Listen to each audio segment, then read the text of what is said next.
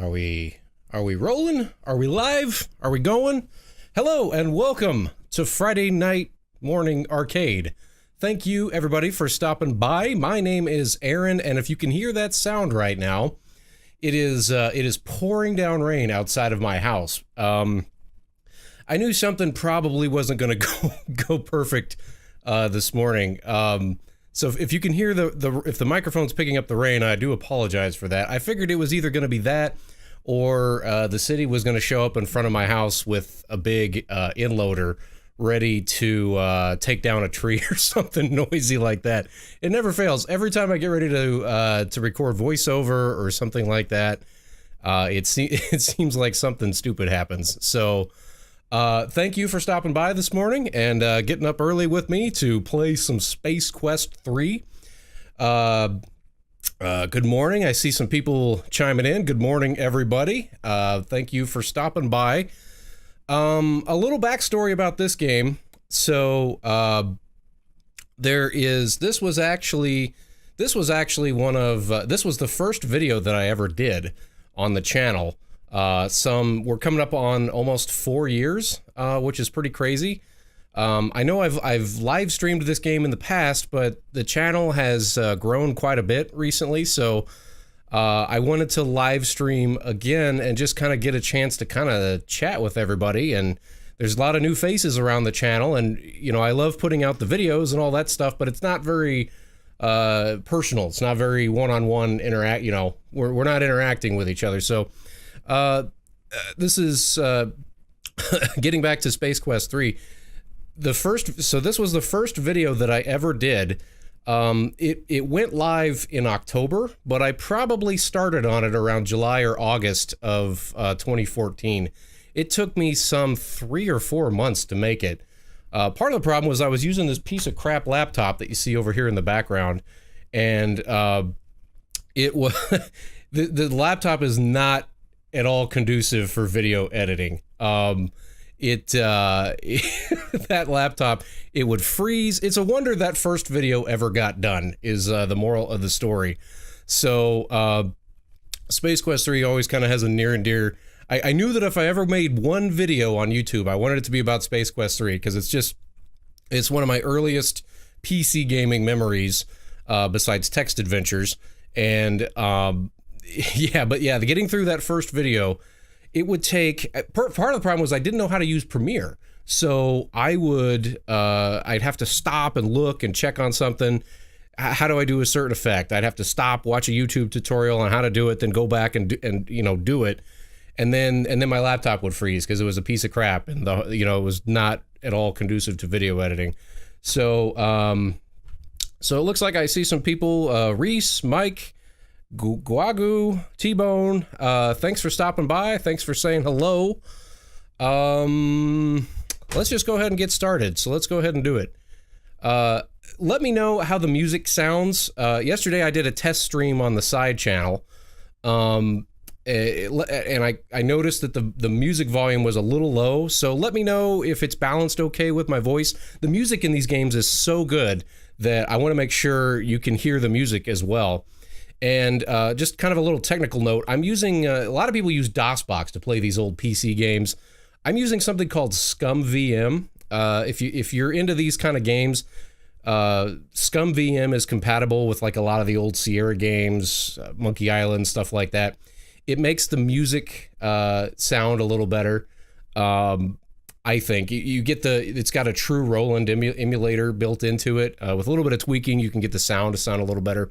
So let me know how it sounds in relation to my voice as the music picks up here. Oh, that takes me back. Oh, that is the best. That is the best.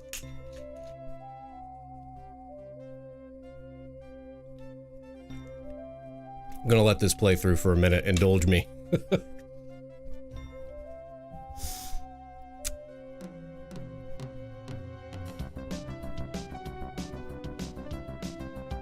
They did such a good job on the music with this, and especially if you've got either the true Roland speakers or the Roland emulator, mean, it sounds almost like a symphony, a little bit. You know, it's got this kind of reverb twang to it, and it just sounds great. T-Bone says ScumVM is the best. I play games on my phone with it. The Roland is awesome. Yes, they've got a phone version? I did not know that. I did not know I could be playing Space Quest on my phone. That's Reese says the game is a little quiet. Okay, let me try something here. Tweak it up just a bit. How's that? Is that a little better? I guess this is post Sierra Online. Yeah, that's a good point.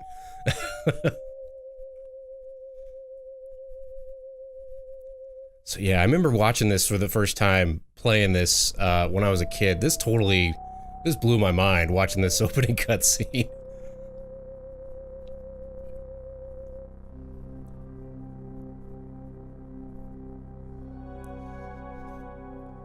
So my experience with text adventures, and I talked about this a lot in the video, but I started out playing games like, Moon Mist, and Venture, I think was what it was called, which was basically Colossal Cave. So, you know, you'd have to type in commands like look, go north, stuff like that, and it was cool, but there was no picture. It was just all text. So, you know, you'd get like a paragraph that would describe your situation, and then you'd have to tell it what you wanted to do. So playing a game like this, where it was a text adventure, but then you also had the graphics, my head friggin' exploded. 8-year-old me just totally lost my mind. I didn't know the backstory behind this. I hadn't played the first two games. This was the first one that I played. My cousin actually had it, and I played it over at his house, and we spent that whole summer trying to get through this thing and solving all the puzzles. The small pod is jarred by a sudden shock, which triggers the sleep chamber's revive mode. As the glass shroud slides back, Roger slowly begins to regain consciousness. Zork, yeah, that's another good one, T-Bone. Zork, all those games. Yeah, all those text adventures. That was my experience with computer games up to that point. Oh, I almost talked over it. Sorry about that. Yeah, depending on which version of the game you had, you don't get to hear the "Where am I?" Not like if you just play this with the DOSBox version, it doesn't work. Oh, here it is. Getting all the feels. Oh, that's good stuff.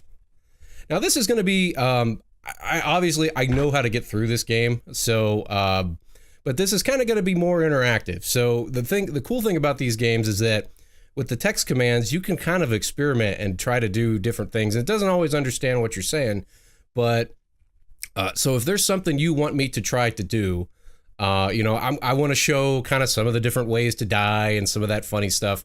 This is going to kind of be interactive. So if you see something that you want to try, or if there's some object in the background that you want to look at more closely, let me know. This is kind of going to be an interactive PC gaming experience here. You notice that the sounds from your pod grow softer until they are imperceptible. Having served its purpose and taxed its resources, the pod gives a final hum and shuts down. Here we go. Oh, that music is so great.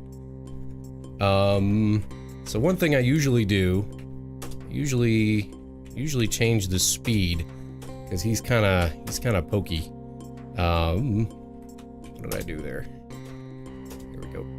So yeah. So for those of you that have never seen the Space Quest game before, if there's anybody that's never seen this, so basically the way this works, we control Roger Wilco, and I can move him around with the arrow keys, but then let's say I want to take a look at something. Let's say I want to look. Now if I just start typing, this text prompt comes up. We get they call this a parser interface. So now we can look at things, and we can try to do things. So let's look at the ship and see what it says. This is the escape pod which safely whisked you away from Vohal's burning asteroid fortress. The skin of the pod plainly registers the cumulative damage long periods of space travel can inflict on a small craft such as this. And yeah, T-Bone says look is always the first thing that I do when I go into a room. Yeah, especially when you play one of those old text adventures like Colossal Cave or something like that. First thing you want to do is walk in and look. And it's always interesting to see what they say, what the programmers put in there about a specific room or whatever. So this is, you are standing in a debris-cluttered junk bay. An escape pod rests in the middle of the room. There are chunks of metal lying around which seem to be small sections of old spaceware. And that's actually kind of a clue for what we have to do later on in the game. Because what we have to do right now is we have to find a ship in order to escape. We're kind of trapped on this garbage freighter right now. Reese says, try the red ship. So, and that looks, that, to me, I know what that is. I'm curious if any of you know what that is. Or at least I know what that's a reference to. Let's see if it...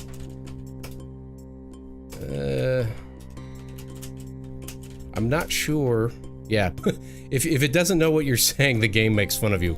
Pardon me, this program is too stupid to glean your desire from such a wonderfully crafted sentence. Please try something else. Let's see what it says. Yeah, it may not let us look at that.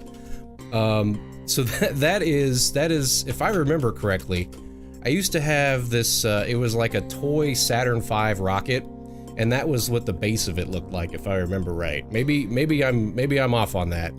But there was this toy rocket ship, something like that, and I think it was the Saturn V, and then that was the base that it set in. So, I don't know if the game's gonna let us, maybe if I type in, yeah, it doesn't know what that is. Okay, so, but we can look at, there's some other objects we can look at. If we look, there's this weird little kind of bluish cyan colored object on the floor. Now if we look at this, a closer look at the object on the floor reveals that it is a warp motivator. It looks a bit more high-tech than the other junk strewn about this locale. Sturdily constructed, its only protrusion is a modular plug near its base. So that's important. We're gonna need that later, but we can't pick it up. Let's see what happens if we try to take it. While relatively small, it seems to be quite dense. I think we're looking at a potential hernia if any attempts are made to manually relocate it. Look at junk. That might be a good one. Thanks, Helam. Look at junk. The steep piles of scrap metal are chock full of jagged edges and barbed protrusions. Okay. Maybe if we do examine objects. Nope. That just goes back to the warp motivator.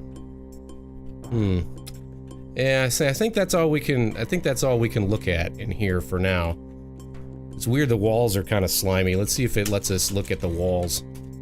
The walls are made of metal and very strong composite materials commonly used in spacecraft. So we can kind of walk around. There's some interesting stuff. If we look at Skeleton, it looks to be another metallic menace whose time has come and gone. Hopefully fate will be kinder to you. Yeah, there's that weird skeleton, and you don't know what any of this stuff is, but you can kind of just look around. And we can go through this tunnel, but let's actually not go that way yet. Let's try going back this way. So, and this is another fun thing about these Space Quest games is they're very referential. I kind of think of this as along the same lines as like the movie Spaceballs. I don't know if you ever saw that. It was basically just kind of a parody of Star Trek and Star Wars.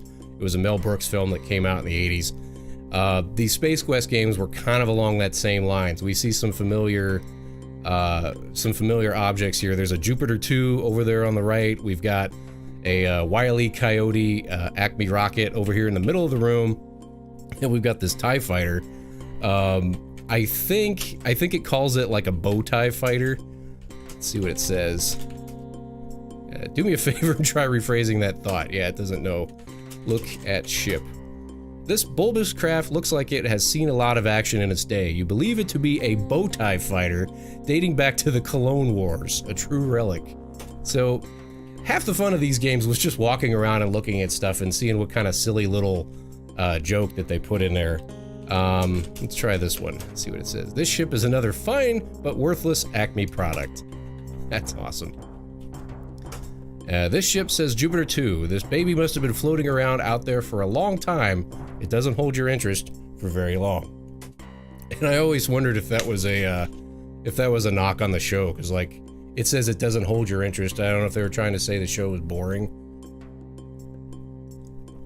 So we've got several different ships sitting right here. Unfortunately, none of them are really useful. One thing I am going to do, you can save your game in these Space Quest games, and let's see. It's a good idea to save early and save often, because there are tons of ways to die in these games. Which rock are you seeing, Reese? Am I missing it? Is it this rock? I guess I'm not seeing it. I know there is one way to die right here if we examine. You see nothing but riveted steel. Like if we try to touch this, or what if we take this? Ah! So if we try to take that piece of metal, Roger cuts himself open and bleeds to death. It's obvious that the metal was sharper than you. The resulting laceration turned you into a living fountain, at least for a few moments.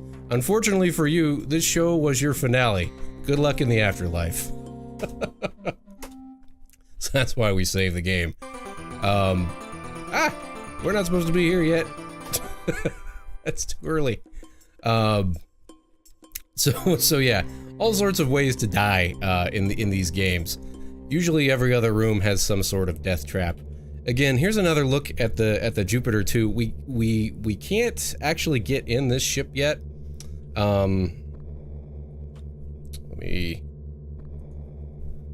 We can't actually get in this ship. It won't let us. That doesn't seem to be available. So, so let me go back. There's a couple other things that we can look at in this, Reese says there was a rock in the Acme shadow. Is that this thing? Yeah, see, I tried to look at this. Try objects. Yeah, see, it doesn't, I don't think this is anything that we can mess with.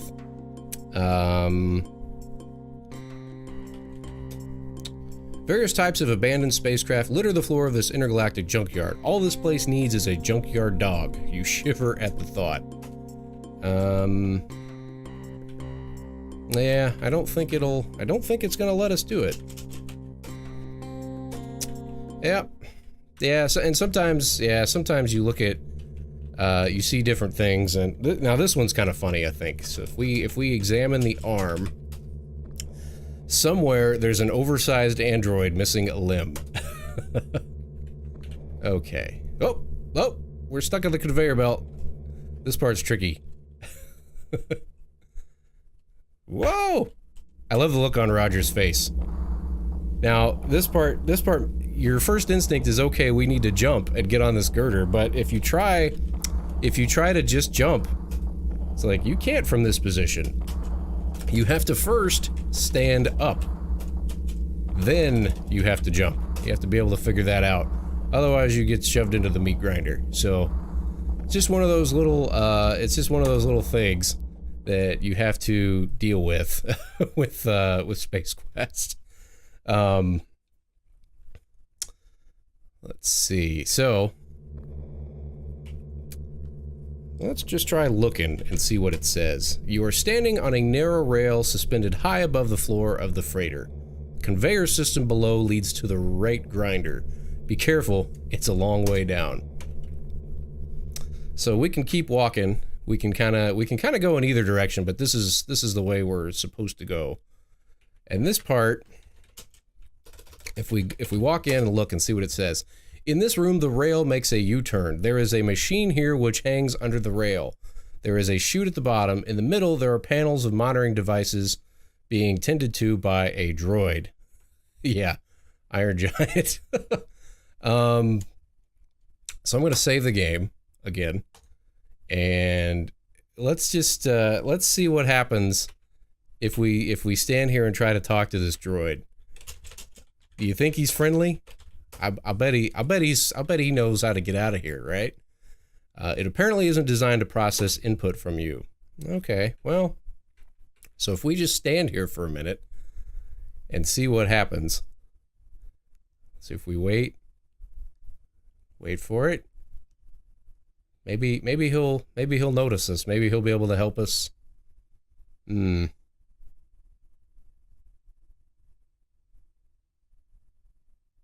Nope.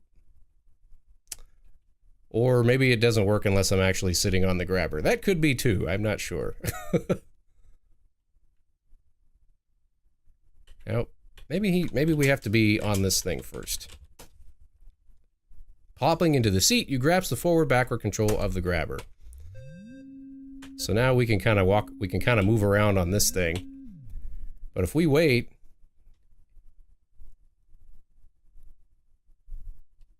Oh!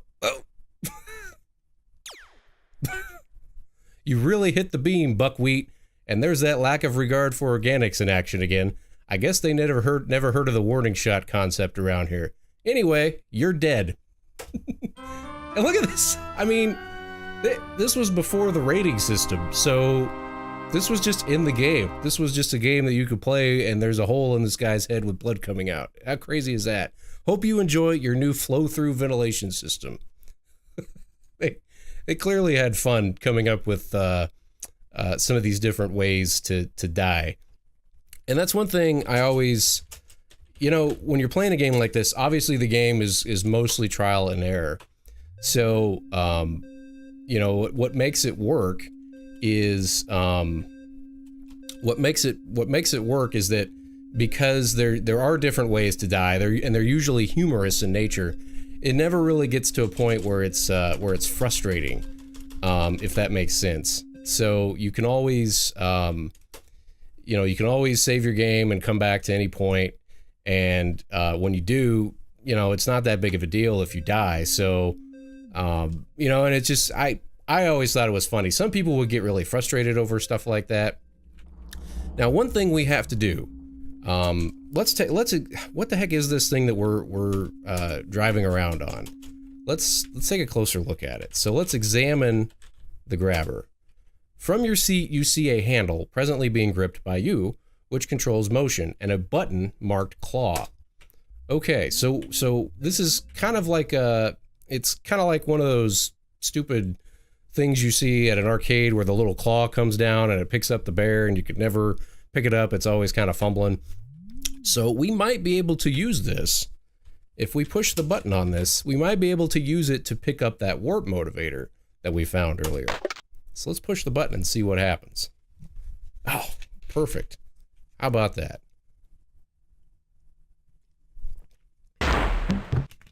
The claw senses contact with the warp motivator, grasps it firmly, and begins the ascent back to the grabber.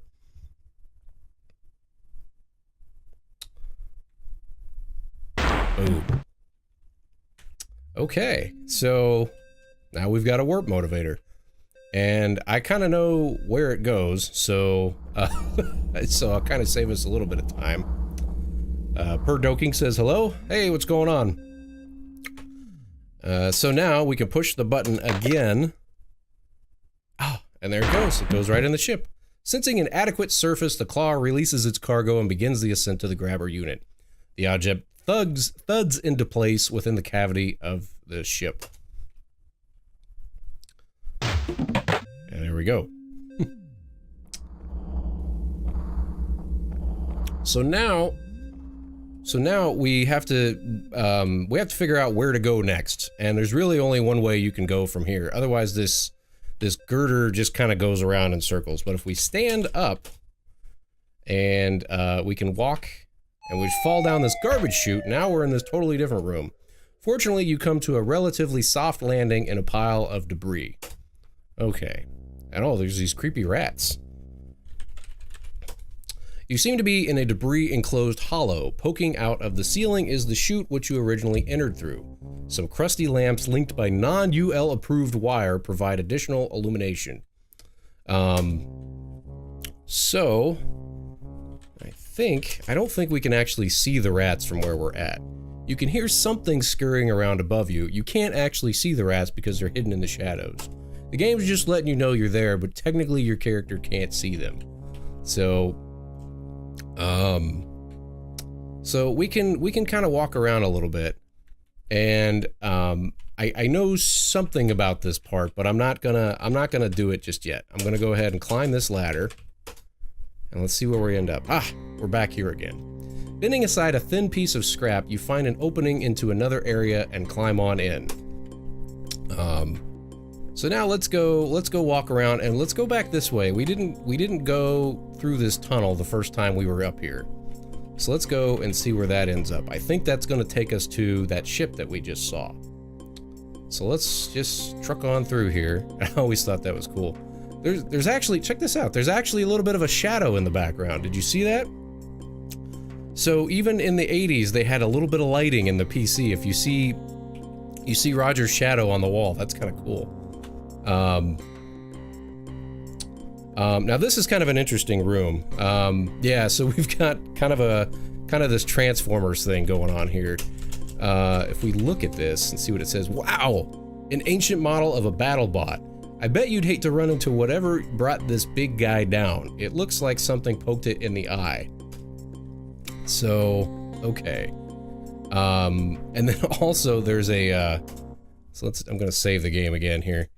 So if it's hard to see, but if we look down here at the bottom, whoa! There's just an edge there.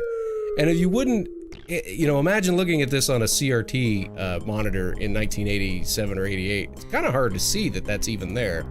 It says, oh gosh, you stepped off a metallic escarpment and tumbled into the darkness. Twisted, jagged remnants of old vehicles reach out to slow your dark descent, cutting short your life in the process. Ah. That one always cracks me up. It wouldn't be so bad except for the sudden stop at the end. Next time, don't get so close to the edge. That makes me laugh. Okay, so let's do... Okay, so what I'm going to do is I'm actually going to change the speed a little bit. Let's change it to like a 6. Let's see if we can sneak in there. And if we climb... And now we can change it back to 1. Doop, doop, doop, doop, doop. And hey, we've got a whole new room. So let's examine the room and see what it says. You find yourself at the bottom of another trash pit. An interesting array of alien artifacts is strewn from one end to the other. A large ship is in the middle and a small one is off to one side. So let's examine the small one first. Does anybody know what that ship is? I do, but it's a cute little thing. You've never seen anything like it in these parts, but then where are these parts? Some writing on its exterior reads, Bowman was here. So this was actually a reference to 2001: A Space Odyssey. That was the little escape pod that they had at the end of the movie. And Bowman was the main character, one of the main characters.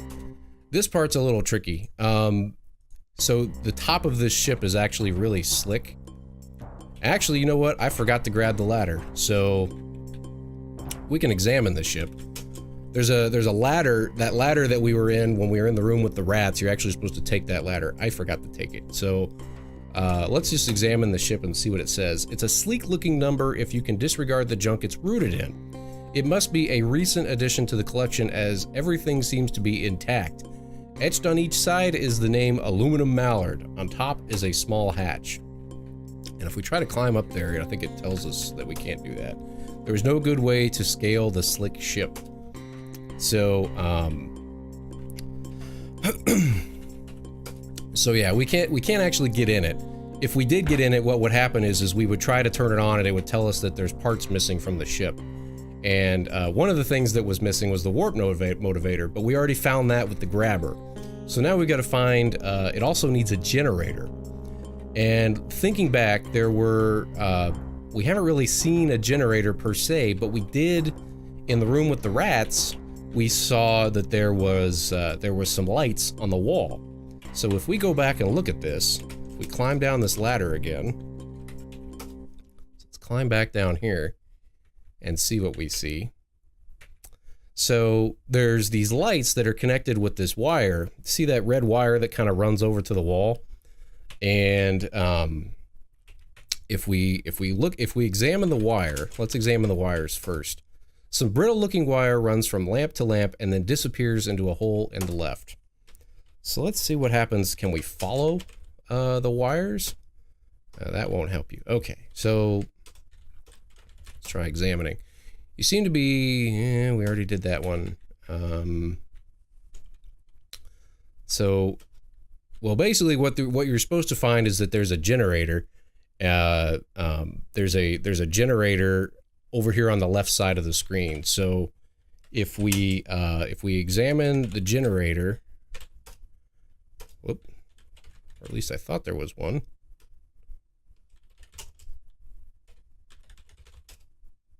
You unhook the reactor from the cheap wires and take it with you. And now the lights go out. So yeah, you're not really, it doesn't really tell you that there's a generator over there, but if you follow the wires, you'll basically be able to figure out that there is some sort of a reactor over there in the corner. And then you have to take that because you need it to get into the ship. So now we climb again.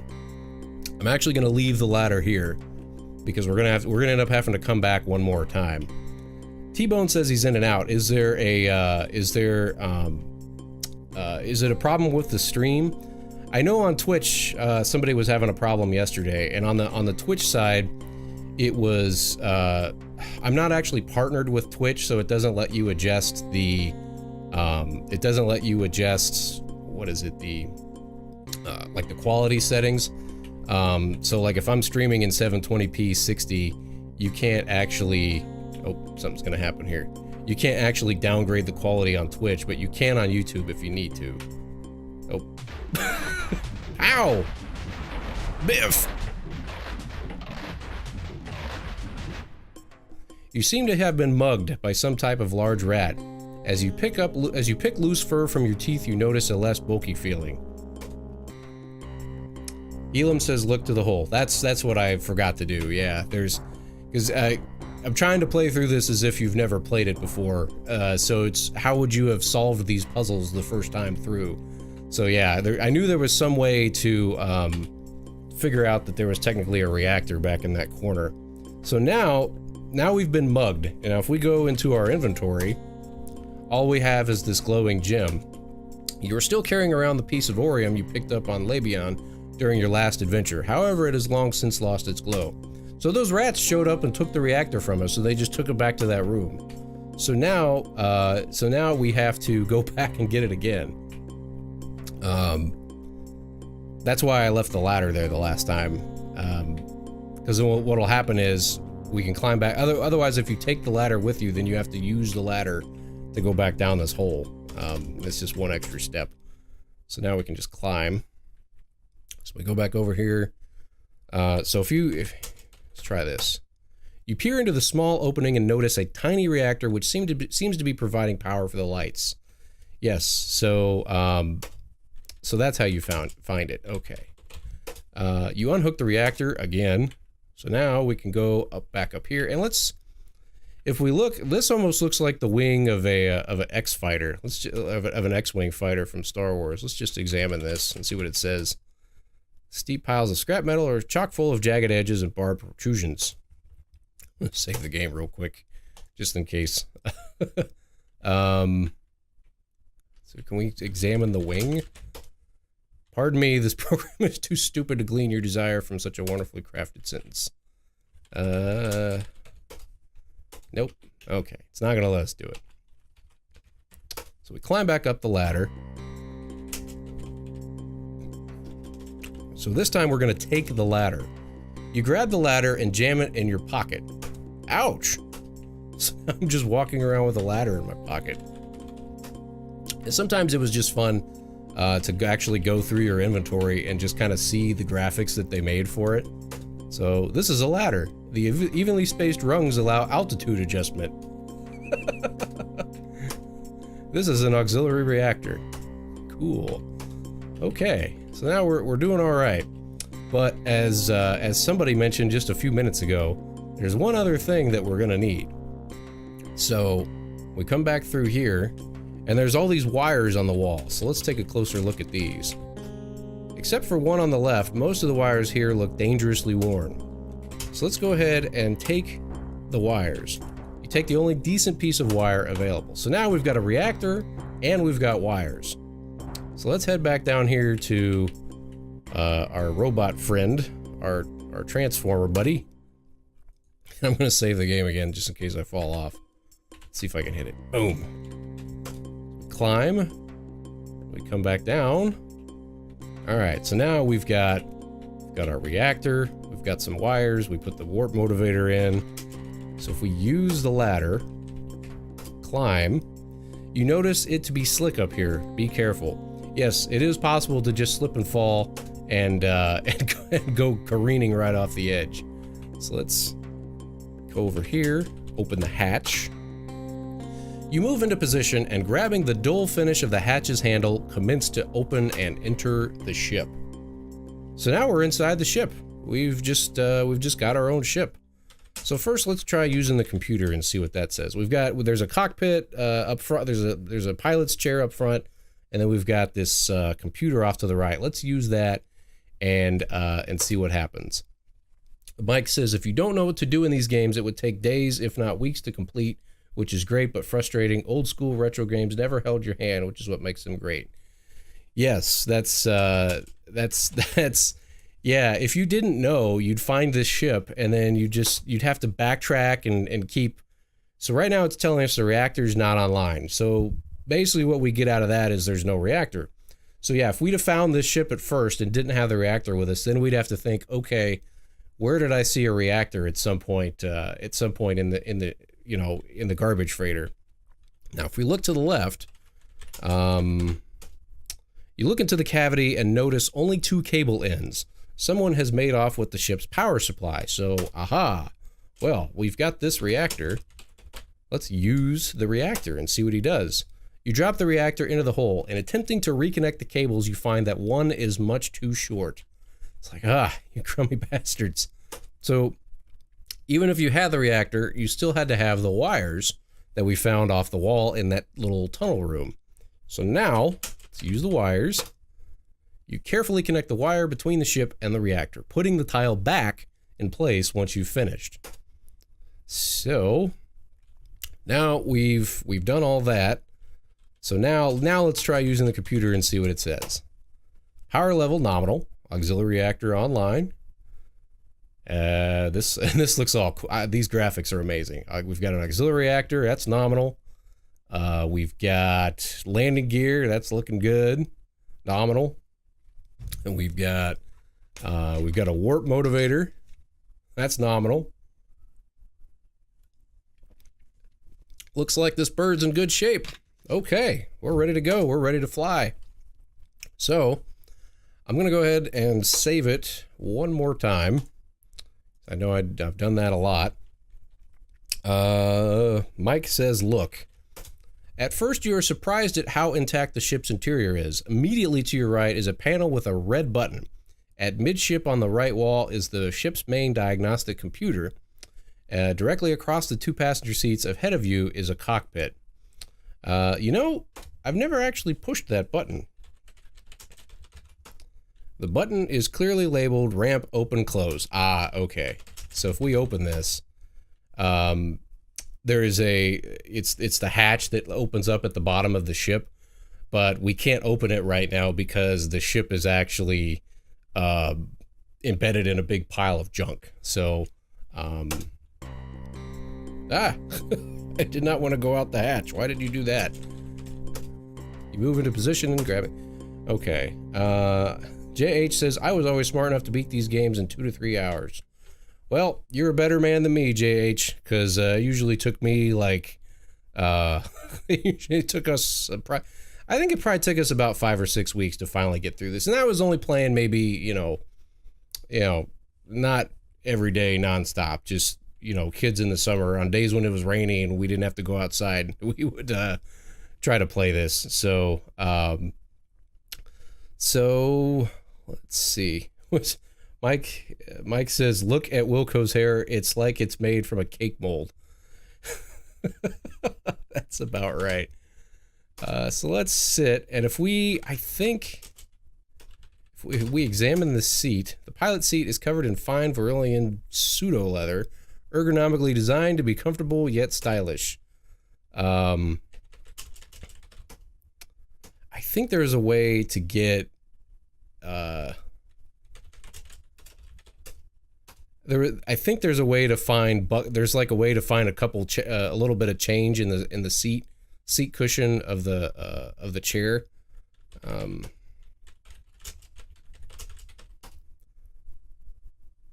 see.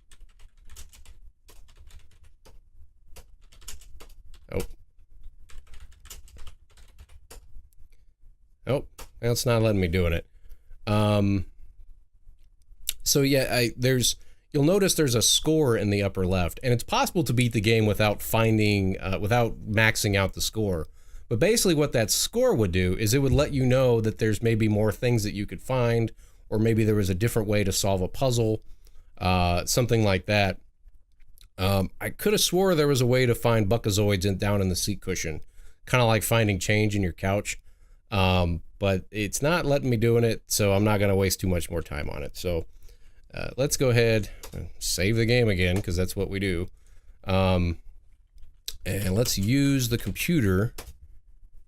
Now this was cool. I always thought this was so cool. This was like, it was just, I don't know. This is just neat. Like, you know, imagine if you were a little kid in the, in the 80s and you're playing this computer game. Like, it feels like you're in control of your own spaceship. It's kind of neat. So the first thing that we can do now, you would think first thing you'd want to do is just fire up your engines. So if we can fire up the engines. Now over on the right, we see something marked radar, that we can turn the radar on. Now I'm going to show you what happens if you don't turn the radar on. Because remember, if we're playing through this the first time, we get excited like, oh cool, we finally found this ship. All right, we're going to take off. We're going to go flying around in space. So you take off. You feel a strong rumbling as the ship strains to loosen itself from the confines of the junk heap accumulated at its base. Finally, it begins to rise. We go up, and the ship rises successfully, but collides with the top of the freighter.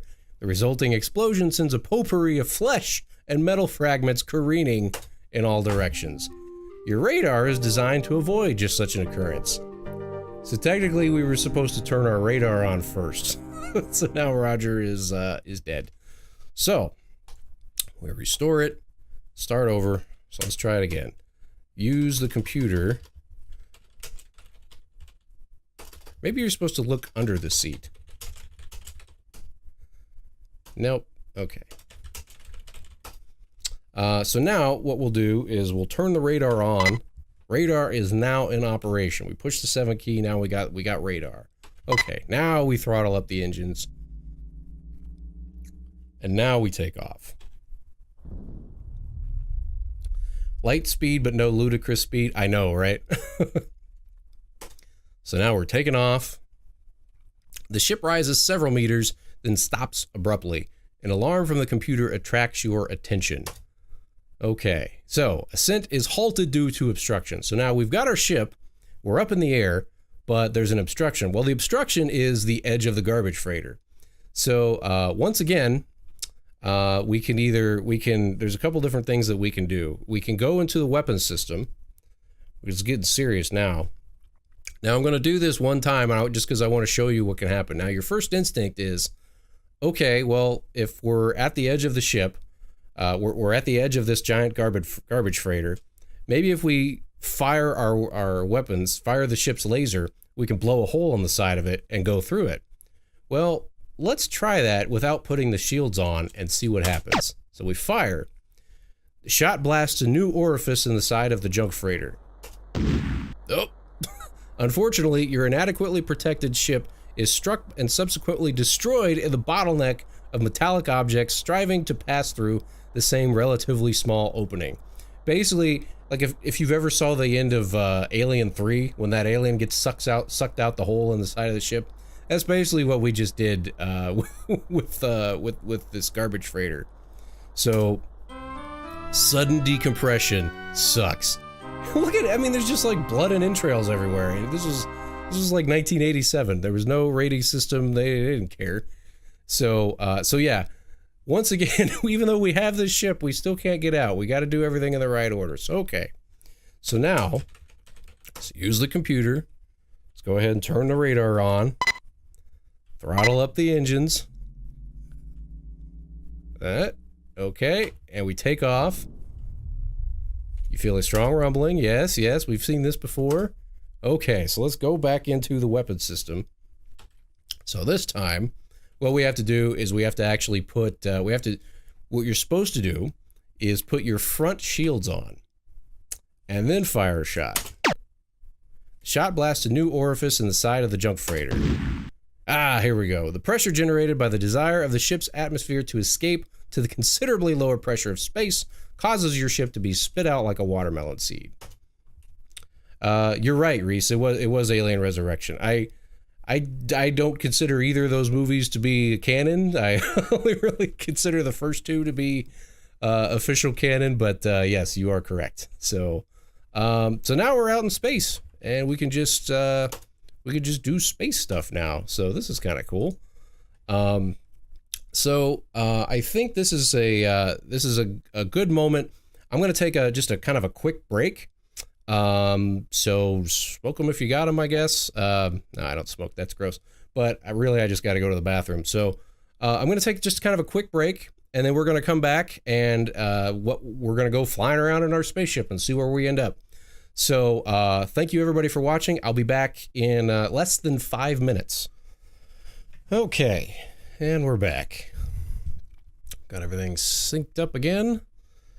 Okay, so looks like we've had a couple other people jump in, so I'm just going to kind of reset what's going on here real quick. We are playing Space Quest 3, The Pirates of Pestilon. This was an old Sierra Online DOS game from the late 80s, I think 87 or 88. It's kind of a graphical text adventure game. We just got our spaceship. We were trapped inside this garbage freighter, and we had to find a spaceship. We had to find all the parts to it to get out of there. So now we're just kind of flying through space. So we get to see where we can go next. So we can use our computer again, and we've got this handy dandy little interface, excuse me. And now we have the option to go into our navigation system. So before Mass Effect and all these other open world space games, this is how we flew around in space in 1987 on our computers, was something like Space Quest 3. And I always thought this was so cool. You can go into the navigation system, and we've got all these little, it's basically just kind of a little nav grid. The game kind of forces you to go in a certain direction.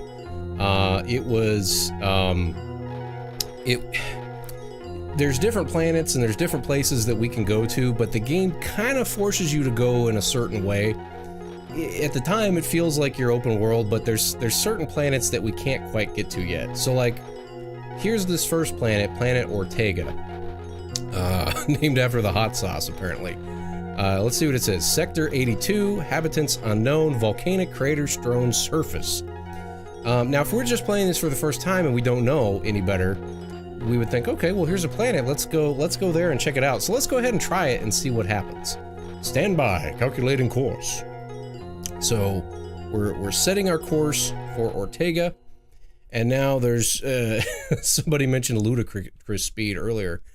We've got cruise, light speed, and attack speed. We could pick cruise. I've never actually made it anywhere from cruise. It literally just goes slow. It's like the game might, it's like the game's kind of trolling you a little bit. Obviously, we're going to want to pick light speed. So here we go. And boom. I always thought that was so cool. And uh-oh, something's happening. What is this? What is happening?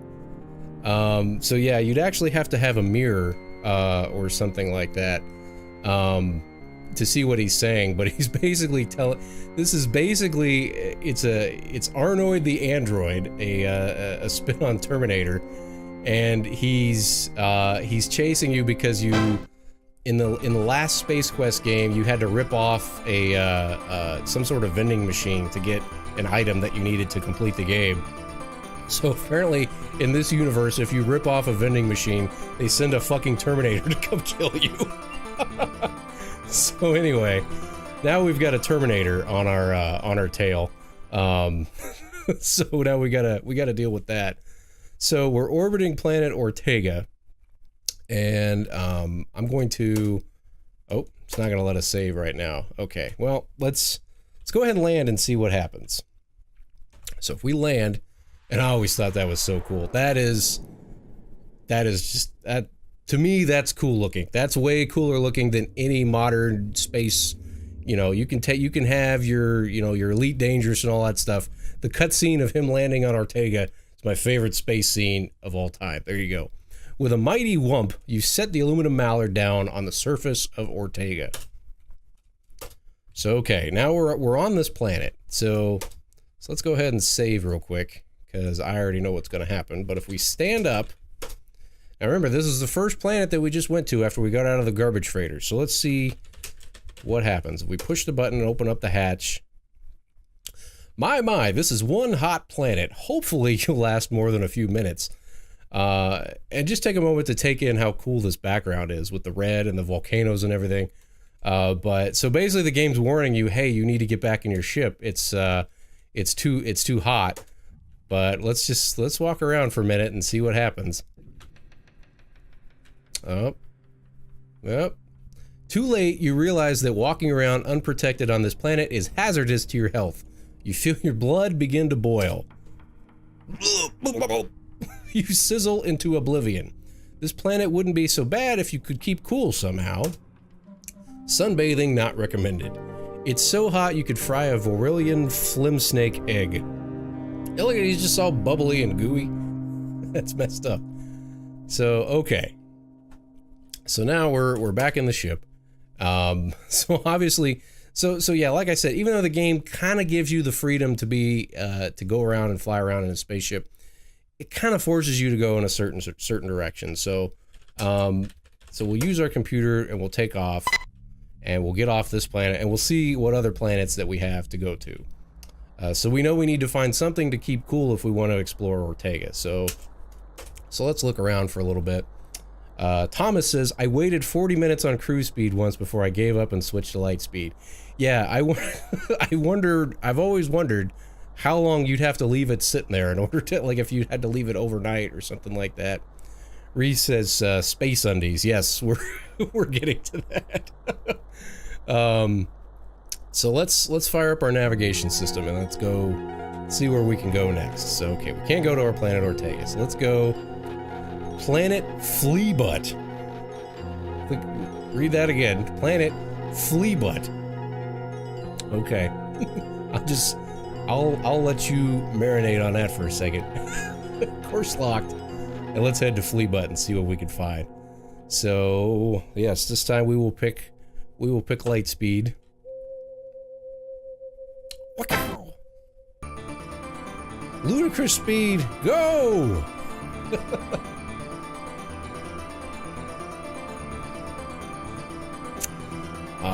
This is awesome. This is the good stuff right here. And this ship was so much cooler. I recently did a video on Space Quest 4. I thought the ship was so boring in Space Quest 4 that you get to fly around. It looks like a doorstop. This thing was cool. It's like basically a Winnebago with wings. This was awesome. Just my 2 cents, but So okay, let's go ahead and land on Fleabutt and see what we see here. Boom. With a mighty whump, you set the aluminum mallard down on the surface of planet Fleabutt. Okay. As you step out of your ship onto the surface of Fleabutt, you are hit in the face by the harsh winds. It looks like a storm is brewing. Meanwhile, another spacecraft touches down elsewhere on the very same planet. So let's get a look at this guy here. Oh. He's even kind of got a 5 o'clock shadow a little bit. Is it just me? Or maybe it's just the way the shadow's hitting it. But he's like a robot with a 5 o'clock shadow. I don't know. And he's got an invisibility belt. That's not even fair. Also, he makes like a weird, perfect 90-degree turn here. Like, watch how his footsteps go.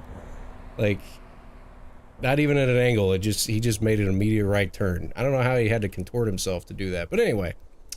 So, once again, we'll save our game. And so we can kind of just look around on this planet. Let's go ahead and look and just see what it says first. Your ship is resting on a sandy spot between several huge rocks. It looks like your automated landing system has done a remarkable job. Cool. Let's see what it says if we examine the rocks. The worn rocks seem to give evidence of millions of years of fierce sandstorms. Sure hope one of them doesn't come up while you're here. That would be bad. And check out that lightning in the distance. So, in fact, let's see what happens if we just walk that way. If we walk straight up where the lightning was. Oh no, scorpion. Crap. That's the other thing. You got to watch out for scorpions. And sometimes they appear in a place that, like, you walk onto the screen, they randomly spawn. They're not sets. And sometimes they spawn, like, right next to you. And if you're not paying attention, you could totally get stung right away. So let's keep walking up. And I think... So, yeah, it seems like you could kind of explore wherever you want to. Oh. But if we go too far north, we just get struck by lightning. Boom. Congratulations on your recent death. Thank you for playing Space Quest 3. As usual, you've been a real hoot. Or as they'd say in Space Quest 4, you've been a real pet load. So let's see. Oh, and if we go too far south... Ah! We just get ate by a snake. What the hell's up with this planet? This planet sucks. Burp. Congratulations on your recent death. Snake chow. That's awesome. Okay, for realsies now. So we know we can't go south, and we know we can't go too far north. So let's just keep walking around a little bit. Walk to the right, and we'll see what we find. So we'll keep going. Oh, there's a scorpion, and he's right there in the corner. You can just barely see him. So we gotta go left, and right again. So let's keep going this way. Oh, and this part's kind of, this part's pretty bad too. So let's save the game. So yeah, the thing about these Space Quest games, pretty much everything's just out to kill you. So far on this planet, we've got struck by lightning, we got ate by a giant snake, and now there's these weird... Let's examine... The most interesting rock here has a large overhang. Let's see if we can... Let's see what happens if we examine the overhang.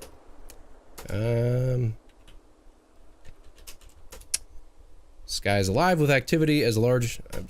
what I want to look at is those little vampire bat-looking things. Let's see if it says bats. No.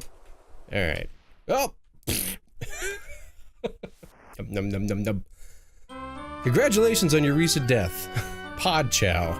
So okay. We know that there's a snake. We know that there's lightning. We know that there's man-eating pods. So okay, let's get serious now. And does it let you... Let's see if we can examine it. Examine pod. No. Ah, here we go. Pulsating pod. Okay, so under the overhang, you see several large pulsating pods. But it doesn't let you examine them. But basically, we know we can't go under them. So, okay, let's go up. Go this way. And let's walk to the right. And eventually, we should see... Yep, we're getting close now. So we're, oh no! There's a fucking scorpion over there. You just, everything's out to get you on this game. You gotta watch it. Okay, so that thing, let's look and see what it says. You were startled by the sight of a giant beast just beyond the sand dune to the north. Your fear turns to curiosity as you realize that it is not a real beast but a mechanical creation.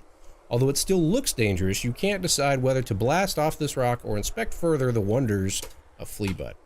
So let's go up there and see what's going on at this monster, this giant mechanical monster. The one thing that looks like it would kill you actually doesn't kill you. So this is Fester's World of Wonders. And I remember when I was a little kid, I always thought this was like a piano. I always tried to sit here and play this, like, cause with that little bench, I just thought, oh, this must be some sort of piano, but it is not. So if we go in here and we can talk to this guy, howdy stranger, the name's Blatz, Fester Blatz. Welcome to the World of Wonders. I don't know if that would be the voice, or if maybe it'd be like some kind of redneck. I don't know. But anyway, there's stuff that we can look around in here, and there's stuff that we can buy. It's always kind of fun just to kind of look and see some of the different stuff. There's only 3 things that you can actually buy in here. Thomas says, I love this music. Yeah, this is really all the music in this game was memorable, but yeah, this is good stuff. How about a nice ORAT on a stick? So if we look underneath the jewelry case there, where he's tapping his fingers, there's these weird, there's all sorts of rocks and gems. So let's examine those. Many colorful gems are proudly displayed. Why? Those green gems at the end there look just like the Orium in your pocket. So remember, if we look in our inventory, we've got this glowing gem. So that looks the same as the ones in the jewelry case. So, and we don't have any money. So if we want to buy stuff, maybe we can sell this and see what we can get for it. Ooh, he says, ooh, my, that certainly is one fine hunk of Orium. Okay, so now he's gonna make us an offer. And this is one of those things, you can haggle with him a little bit. We've got the official haggle interface. He offers us $350. We can say no. He'll offer us $400, and we can say no. But $425 is as high as he goes. If you try to haggle him again, he goes back down to like $325, and then you can never get him to go back up again. So we'll take $425. How about a nice ORAT on a stick? So okay, we can buy. Let's buy the ORAT. And let's see what else he sells. The official Astro Chicken flight hat. You'll really turn some heads with this sporty little number. Sure, let's buy the hat. Why not? And there's one other item he's gonna sell, and that's the one that is the crucial item of the day. Let's wait for it. You gonna do it? Going to any high temperature planets, this nice pair of thermo-weave underwear will keep your internal environment pleasant, even on the sweatiest worlds. So we can buy the underwear. So now we've got some stuff here to work with now. So we've got our ORAT on a stick. You can open his mouth and close his mouth. Hours of fun for all. We've got our thermo-weave underwear. This reminds me of the I don't know if you saw that episode of Futurama, but the one where the light speed briefs that they were beaming into Fry's dreams, and then they all went shopping. And then we've got our Astro Chicken flight hat. Man, the babes will really dig you in this. And then we've got some Buckazoids, so we're doing okay. If we try to wear the hat, I think the game makes fun of us. You don the jaunty hat. You feel more sporty already. It actually let us wear it for a minute. So one other thing I always like to do while I'm here, you can look at some of the different stuff in the store, and sometimes there's some funny things that you can do. It's always kind of fun just to see what the programmers put in. So like if we examine, there's a skull up there in the upper left. The shelves are arrayed with some fine examples of natural wonders of this planet. Also, some worthless junk that can only be found in a fine tourist establishment such as this. So there's a jar up there. Let's see what that says. Oh, let's see, skeleton.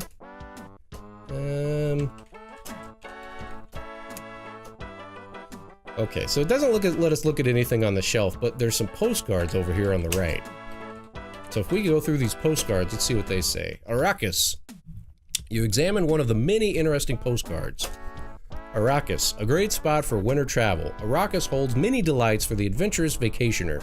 Nothing can compare with a blinding dust storm or being crushed by a sandworm.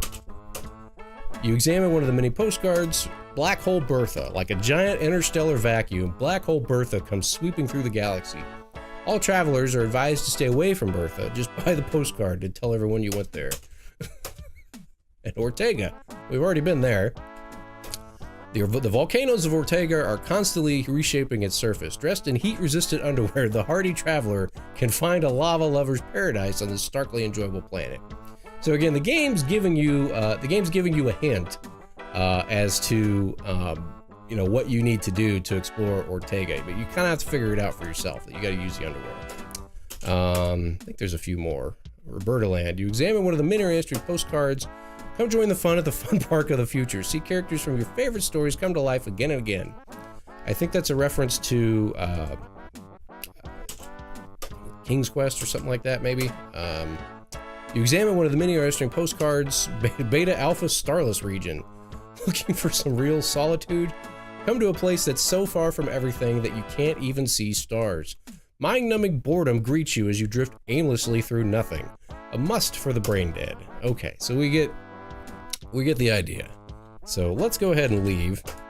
And we walk out. Ah! I think my hat just flew off. Did you see? Because I was wearing the hat when I came out. So, this is Roger Wilco, the man I have been sent across the universe to track down and terminate. I am not impressed. You were too easy to find. You tend to leave a mess wherever you go, because he's a janitor, get it?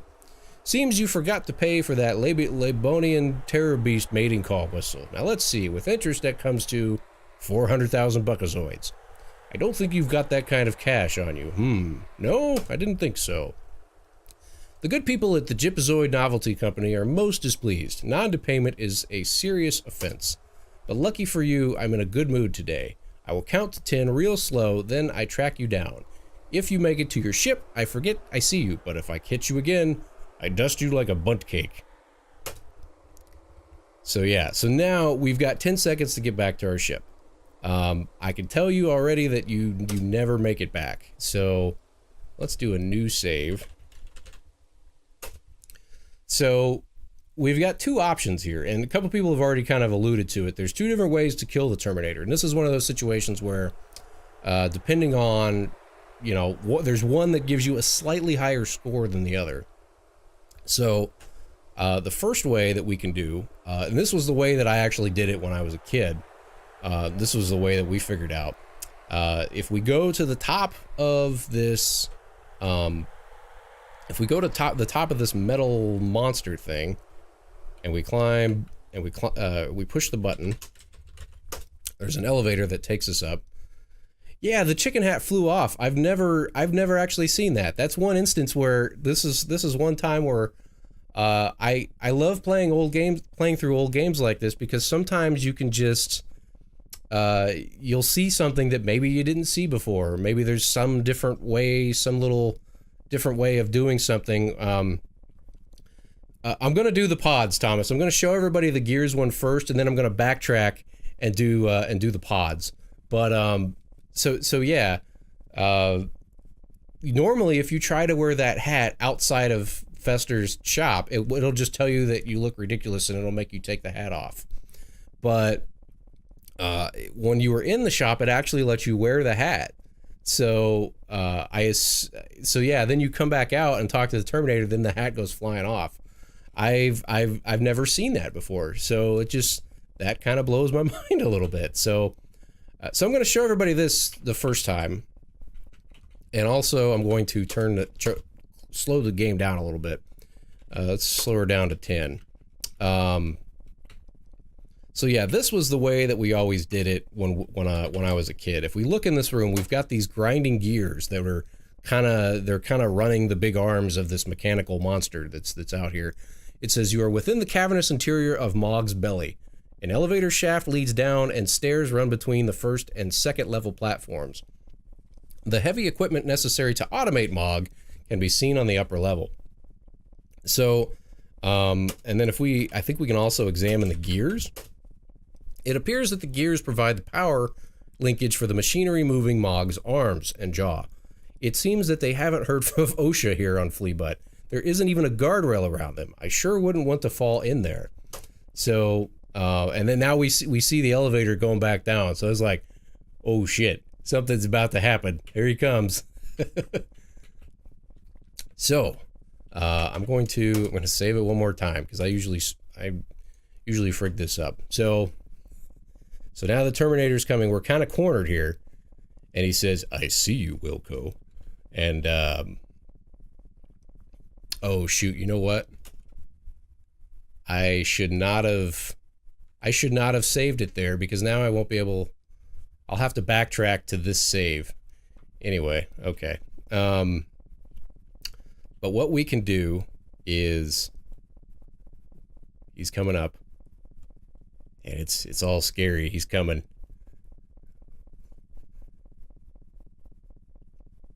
So no matter what we do here, if we were to try to run away, he would be slightly faster than us and catch us. But if we push this rope... Oh no! Reaching up, you give the rope a pulley, a mighty shove. Boink! Boom. So that's how we always did it as kids. And then if you go down here, you can get his invisibility belt, which you'll need later in the game. But so this was the way that we always did it when we was when we were young. And I'll show you this real quick, and then I'm going to backtrack and we're going to do it the other way. Thomas says, "Oh my God, he's coming!" Yeah, I know, it's pretty scary. Like when that elevator goes down, it's like, oh shit, he found us. So if we examine this, the Terminator is now a pile of junk on the first level platform. Looking closely, you notice that the Terminator's invisibility belt has survived relatively intact, so we can take the belt. This is okay. So I'm going to go ahead and save. I'm going to do a save here. And then I'm going to backtrack to this one. And let me see. Oh, crap, I don't... Yeah, I haven't sold the... I saved it one too far back, so let me get through this again real quick. So sell the gem. My buy. That's certainly no, yes, buy underwear, and buy the hat. Yeah, so this time, oh, it doesn't let us, okay. Yeah, I'm gonna wear the hat again. You don the jaunty hat. You feel more sporty already. Yeah, see, it'll let you wear the hat in the store, but then as soon as you walk out, it flies off your head. And then if you try to wear the hat any other time, it doesn't, it won't let you do it. But anyway, that's not what you called. So let me, okay, so we got everything. So let's leave. So this time we're going to do the bonus way of killing the Terminator. We're going to try. So there goes the hat again. Yeah, I'd never seen that before. So he's got to do all this. Okay, yes. So 10 seconds. Okay, come on. All right. So I'm going to save the game again. And let's go back this way. Hopefully we don't run into any scorpions on the way. This way is tough. This way is a little tougher. That's why they give you a little more points for it. I can't remember if we got to go left or right. Nope. Shit. Oh shit. I don't remember which way to go. Here we go. Okay. So let's see if we can go. Gotta stay. Oh, there comes the footsteps. Boom! Got him. How about that? Okay, so cool. Well, that was... I like the other way better, just because it's more ominous. You've got the grinding gears and that kind of creepy noise, and that was just kind of anticlimactic. This one actually gives you more points, but so in this part we actually have to use the ORAT, because if we try to just walk under there, those paws are going to get us, obviously. So I usually frig this up at least once. So it's probably too far away to use here. Try something from a slightly different angle. Okay, maybe... No. There it goes. So now we used the ORAT on a stick to get to get the invisibility belt, and that gave us slightly more points. So we're good. So let's get the hell off this planet.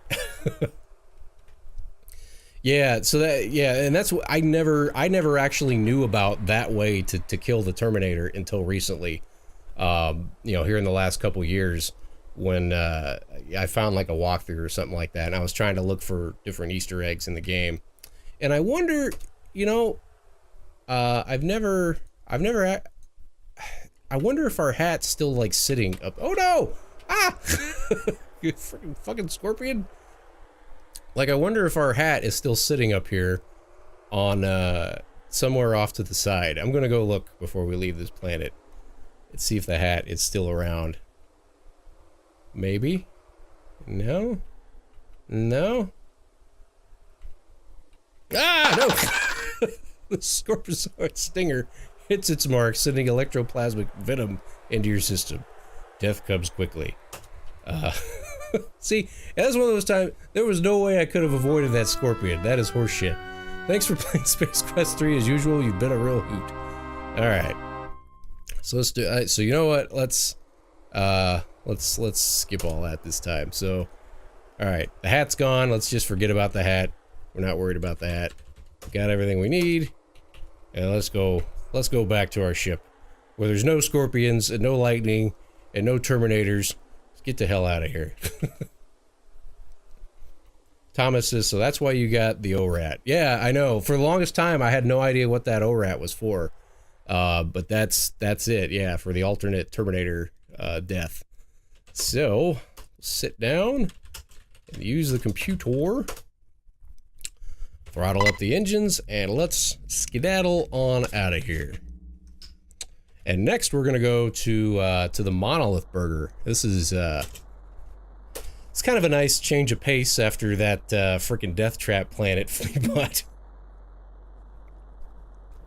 Monolith. It's nice that they put that in there. You don't really even have to go there, I don't think. I think you could technically get through the whole game without even. There's a couple of vital clues at Monolith Burger as to what you're supposed to do, but if you already know what you're doing, you could technically bypass it altogether. But we're gonna go because it's kind of fun.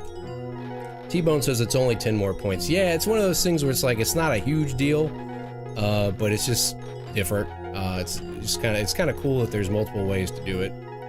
Monolith Burger, fast food dive, affinity served. Okay, so set the course, set light speed.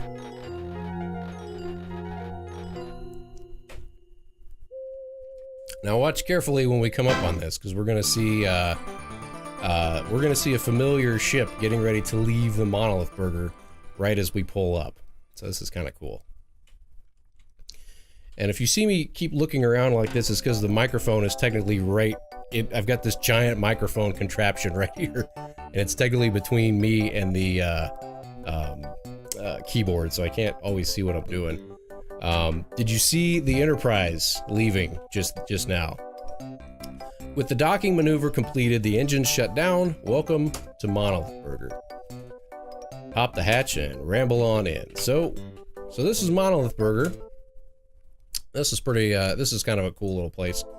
It's interesting to see who all's just kind of walking around. We've got there's a NASA astronaut just scratching his butt over here. We've got what appears to be a hut. it's like Jabba the Hutt's just getting him a burger, and just all these random little monsters and everything. You can try to talk to them. You mumble to yourself. The other customers I use suspiciously. We try talking to alien. The customers have better things to do than talk to a small-brained biped from a hick planet. That's rough. So yeah, we could try to talk to Astro. Yeah, it doesn't even know what an astronaut is. Boom. Yeah, so it won't. If we try to get in line, they keep throwing us out of line. So it's just kind of cool. You can kind of walk around and just look at the different things. There is one way to die here.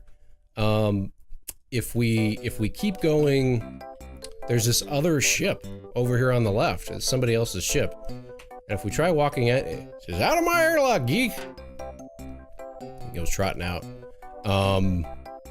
So he does it once, and if we go back in there again, that's it for you, bozo. A pulse laser blast to the forehead is not your idea of fun. Fortunately, it didn't hit anything important. Don't trust guys in black spacesuits. So yeah, it's still technically possible to die at the Monolith Burger, but it's not nearly as threatening as the other planet. So we can. So let's see. This guy, I always thought this alien was cool looking. So let's see. Order. So I always go through and just order everything.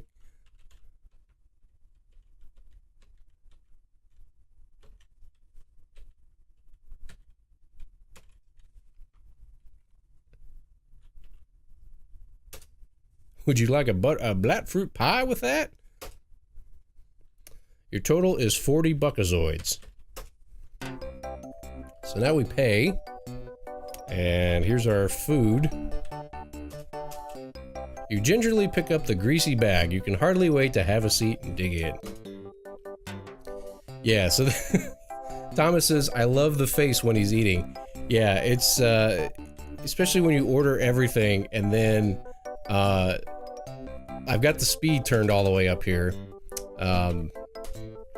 So yeah, watch Roger Wilco's face when he eats. Nom nom nom nom nom nom nom. I don't know why, that just always cracks me up. So eventually, we should find a decoder ring. Eventually. After he eats all of the food that I ordered. Ow! Hey, what's this in my burger? It must be my Fun Meal prize. Hey, it's a swell decoder ring. Cool. That was mighty tasty. Well, maybe mildly tasty. Well, maybe not tasty at all. In fact, it reminded you of the slick skin of a Aurelian mucus worm. Ouch, that's rough. So, I'll save it again. I know it seems like I'm doing that a lot, but, now one thing that's kind of funny, I remember trying to do this when I was a kid. Like, I thought, oh, we should probably take our trash, you know, pick up all the trash at the table. If we try to do it, it says, nah, let Mr. Employee of the Week clean it up. That's messed up. So yes, we can play the arcade game, and in fact, that's actually an important part of the game. You don't have to play it, but one thing to keep in mind, now we've been playing for about 90 minutes, okay? And up to this point, the game really hasn't told us what we're supposed to be doing. Now, obviously, if you're playing this in 1987 and you have the box, you have a physical copy of the box, the back of the box tells you everything that's going on in the game, tells you what the plot is. The plot is there's two video game programmers, the two guys from Pestilon that have been kidnapped, and we have to find them. Now, up to this point in the actual game, it hasn't told us any of that. We found a spaceship. We know we've got some thermal-weave underwear. There's a planet. It's got volcanoes on it. But in the game, it hasn't told you anything about what you're supposed to be doing. But The only time in the game where it actually tells you the plot is if you play this arcade game. So let's examine the game. So here we get to play Astro Chicken, and I'm just gonna full disclosure. I fucking suck at this game. It's a terrible game. It's kind of like somebody told me it's kind of like I don't know if it's Moon Patrol or there's some Atari game that's sort of it's sort of loosely based on. I'm not sure. So maybe you remember what it is. I can't remember, but so if we insert the Buckazoid, and now we have to land, and he just always fucking bounces off. I can never do this. I can never do this. And you run out of feed. You have to hit it at just the right angle. I could never do it, and now he's gonna starve. He's gonna fall and die. Yep.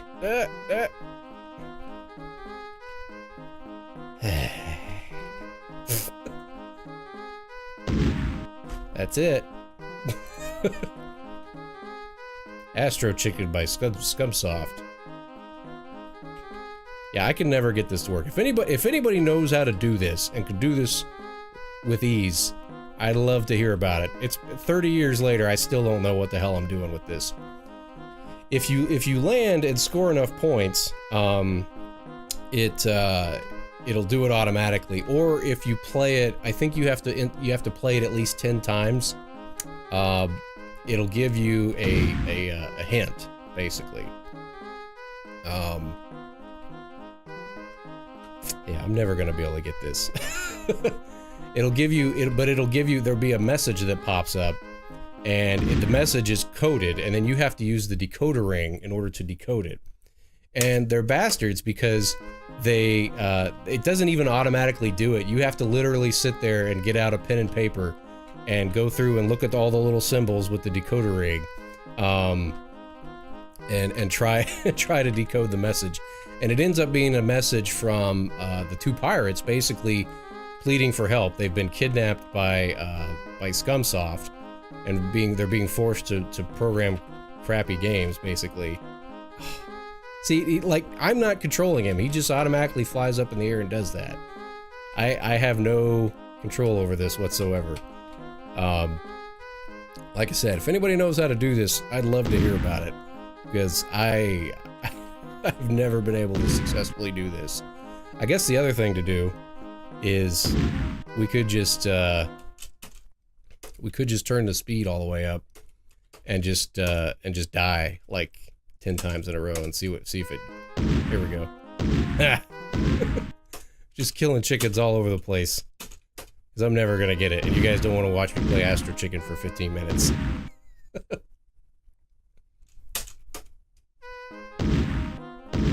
Boom.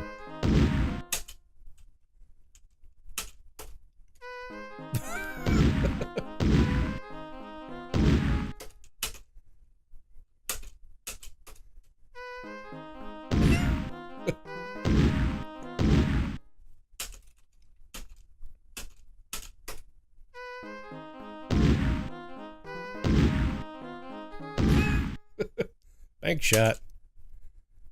I can't remember how many times. I think you gotta play it at least 10 times. Like, you have to actually insert at least 10 Buckazoids, and then it'll do the thing.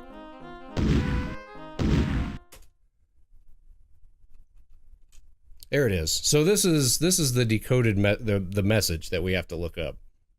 So we've played it, we've played the game, and now there's this message. Now we've got that decoder ring that we just found, and that's all it does. It doesn't actually decode the message for you. So I'll look it up here real quick and see what it says.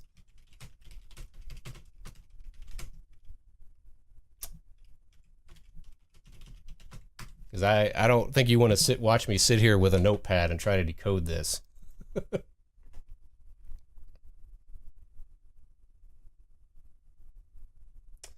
Okay, here we go.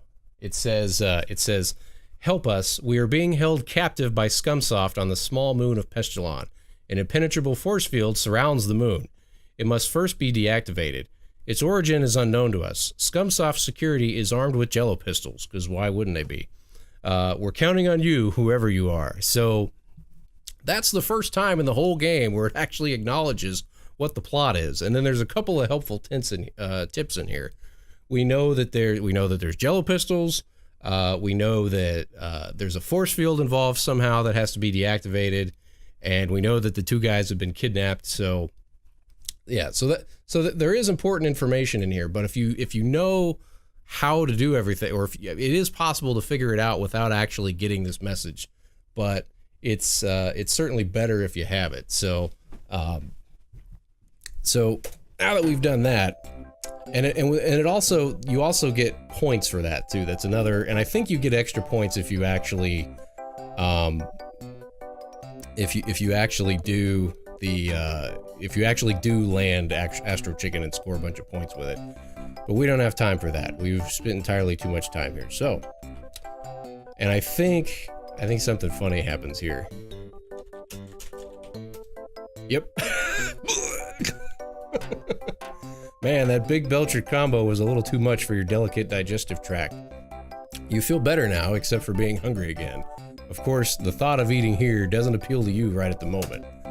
So, okay. So let's get in our ship. You slide back into the ship, closing the hatch behind you. The docking control beam begins guiding you safely clear of Monolith Burger. Okay, and now we are back. All right, so let's fire up our engines and head back into the navigation system. And now that we have the Thermoweave underwear, we can go check out Ortega. So so let's see. Let's go ahead and scan Monolith Burger fast food dive. Yes, we did that.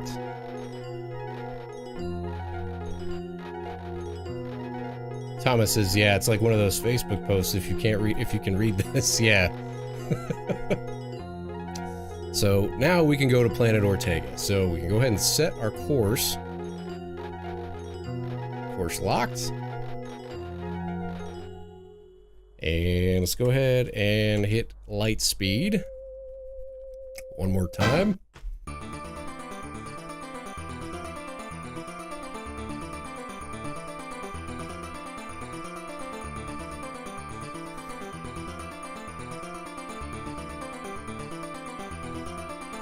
T-Bone, it's like they randomly remove sections of each letter. Yeah, it's kind of one of those optical illusion type things.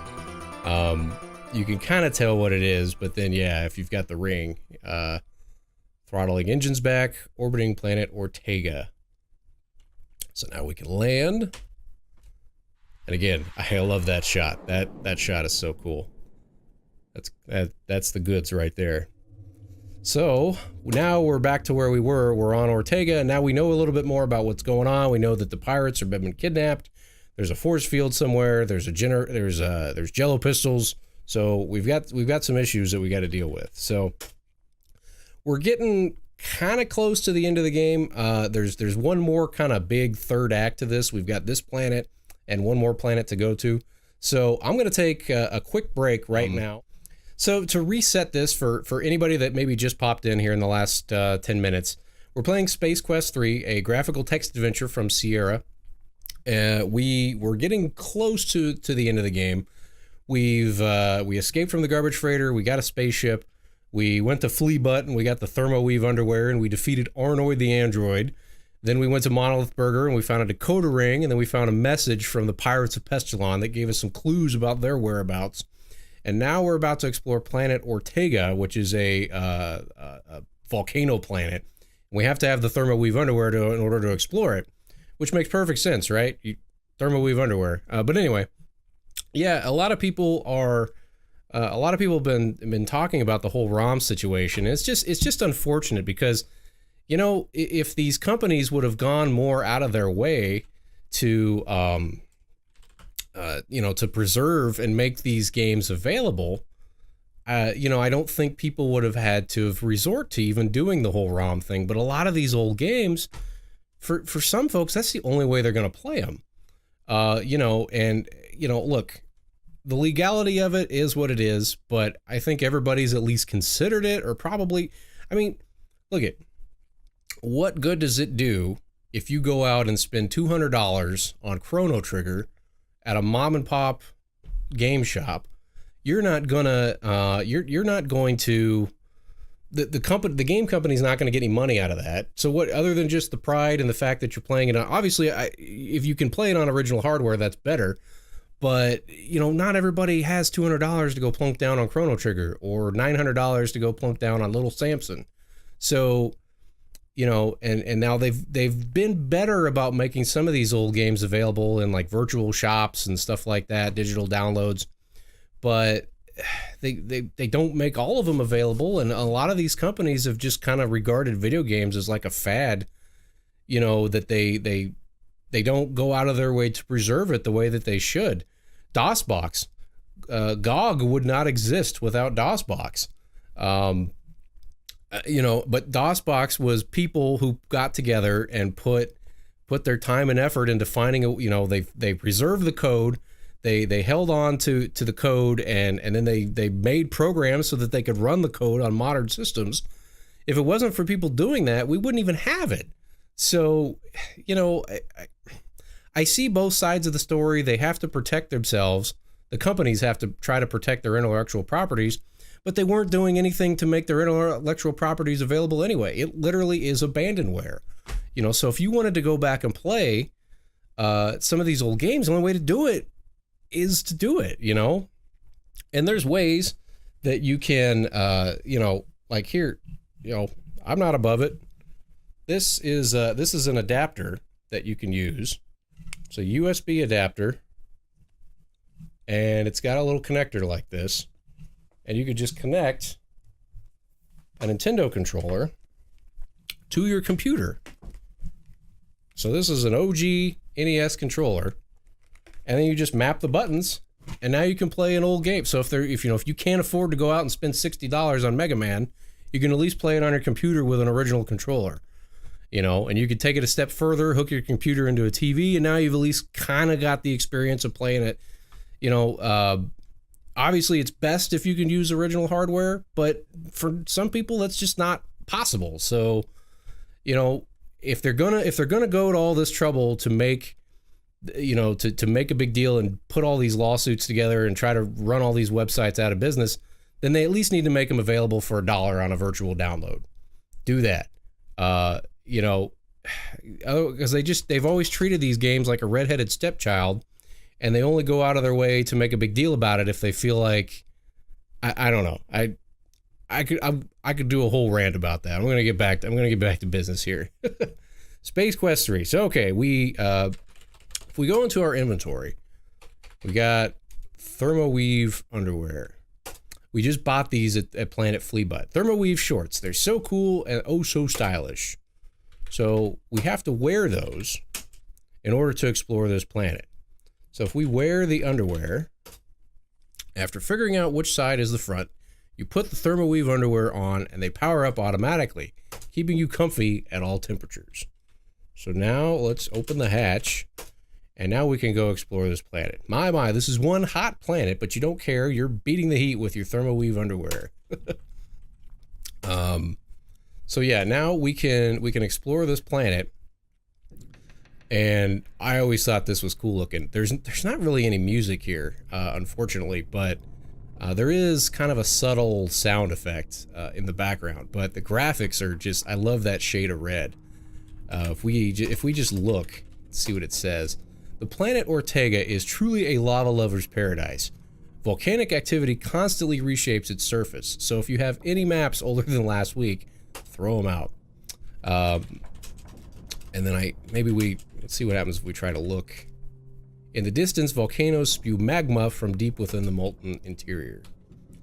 So we have to really be careful on this planet because all these little edges, it's real easy to fall off. And like I don't think that we can get across this one. I think this is kind of the edge of where we can explore on this side. Well, I'll try it.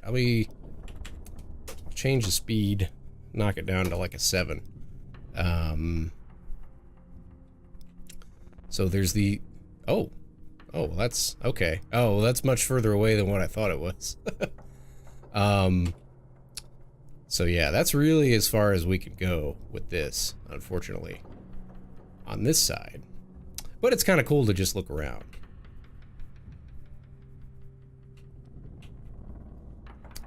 Reese says, I want to play Space Quest, but I can't afford a $1,000 IBM PC keyboard and Space Quest on floppy, so I emulate. Yeah, and you can get, you know, now, like with something like Space Quest, I would say, if you can, you can buy this on websites like GOG or something like that. You can at least officially buy the ROM, and the company does get something out of that. I think you can get the whole collection on GOG for like $9. You know, that's where I got this. I bought it off of GOG, but the GOG version comes with DOSBox. It actually just comes with DOSBox. So even though, you know, they're kind of talking out both sides of their ass, because even though they're against emulation, it comes with an emulator. So that's how you're running it, is through an emulator. I'm using a different program than DOSBox. This program is called this interface that you keep seeing me go into with this. This is actually called ScumVM. I think it's spelled with 2 M's, SCUMMVM. So it's just a different kind of a DOSBox, basically, but it's got some better options for the sound, and it lets you get, it lets you utilize the Roland, the real old school Roland sound versus just like the internal PC speaker or something like that. So this part's tough. We gotta go over this little. Oh no! That's why I save the game. I usually frig that up at least once. Oh, and he's all melted and gooey. You never did care for fondue. Next time, don't get so close to the edge. But yeah, so like this one you can get for $9 on GOG, and there's a lot of these old PC games that you can get on GOG, Wing Commander and stuff like that. You know, and they're usually under $10. So so there are ways to do some of these games, but there's a lot of them that aren't available. And the only way to get it is either to find it and get all this old hardware and play it, you know, and spend a bunch of money restoring an old computer, and then try to do it that way, you know, and then too, even still, you know, a lot of times those floppy disks go bad, so that's, you know, that's a thing as well. So yeah, you know, I mean, there's ways to do it, but they don't. I just feel like they, you know, either you're gonna do it all the way or not all the way. I don't know. I gotta concentrate here for a minute because I keep screwing this up. Oh, is he gonna make it? Is he gonna? It appears that parts of this planet's surface are not entirely stable. Better be careful, or you'll end up in that lava fondue below. Oh, so here's another thing I'll show you. So yeah, these guys, if we walk up and try to just talk to them, it looks like, oh, okay. They're just kind of, the planet Ortega is truly a lava lover's paradise. What are these guys called? Obviously loyal company, man. The Scumsoft employees are happily performing their duties, but looking at their weapons, you probably don't want to get too close. So yeah, if we walk up to these guys and try to talk to them, they'll just shoot us with their Jello pistols. So we don't want to do that. But if we walk over here, this is kind of a little Easter egg, but their ship is over here, and we can't get to it, unfortunately. It's a speedy little short-range skull fighter, fully armed with the latest in offensive weaponry. You probably wouldn't want to tangle with one of these babies.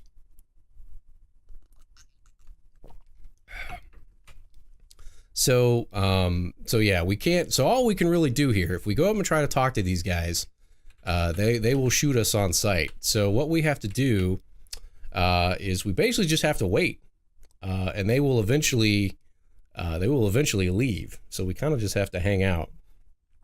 Just kind of reading through here. Yeah, lots of talk about the emulator situation. It's just unfortunate.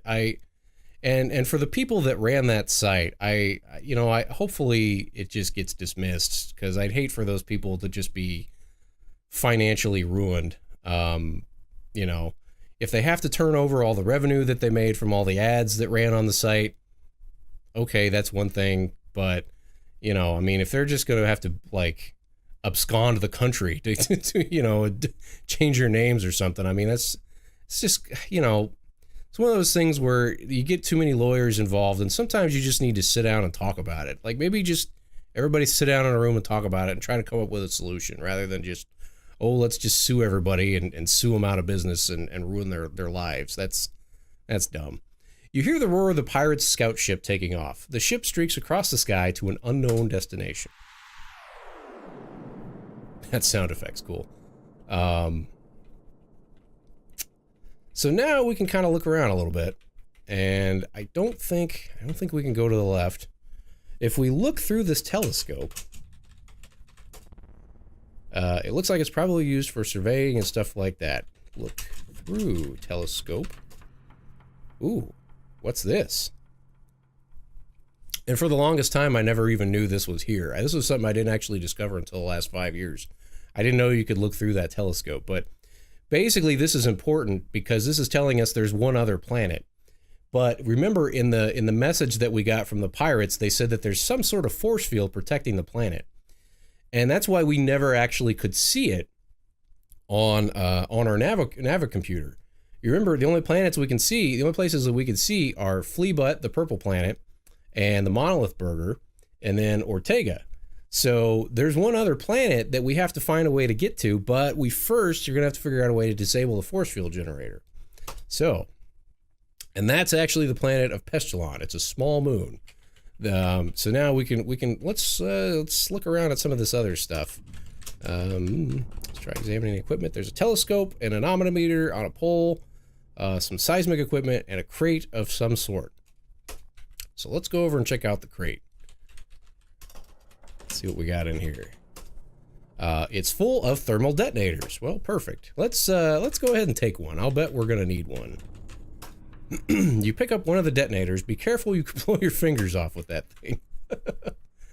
So we'll go this way a little bit and we'll explore what's we're gonna see if we can figure out what's making that force field. It says you reach the rim of the decayed cinder cone and are overwhelmed by the sight. An impressive machine of staggering size sits in the middle of the volcanic crater. So I always thought this was cool looking. It kind of looks like the Technodrome. I know that's totally not what they were going for, but it's just, yeah, this big ominous looking kind of globe thing. And I think if we examine the machine, it's pointing to a small moon high in the Ortegan sky. Pulsating circular energy fields are being emanated from into space toward the moon. So so this is where we want to be. And now let's see what happens if we look. You're on a platform on the rim of the volcanic crater. A stairway leads down to the base of the massive force field generator. So we can, and there's really nothing to do here. That's one thing. And I've read some interviews with the creators. They even kind of said this game was they felt like this game was a little short. Like, it feels like there should be more to do in this area, but that's really all there is it's just these 3 little rooms, and then we go up this ladder, and this part's always kind of fun. We can climb, and he goes, "Pachoo!" But that's really all there is. We just have to disable the generator, or the force field generator. So we got to save our game here, and we got to go ahead and slow this down, because I guarantee if I get this on the first try, that will be a miracle. But basically, we have to drop one of those detonators down in this hole. Oh. And before we do that, let's just look at it and see what it says. Thermal detonator. Used for blowing stuff to little bits. It has an impact switch. So in other words, don't drop it. Okay. So let's go ahead and drop it, even though it said not to.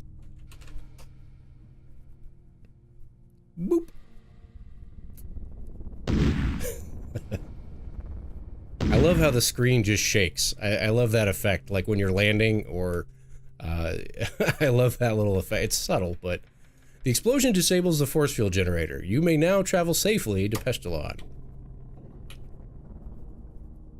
See, you'd think there'd be more of an escape scene from here, but really there's not.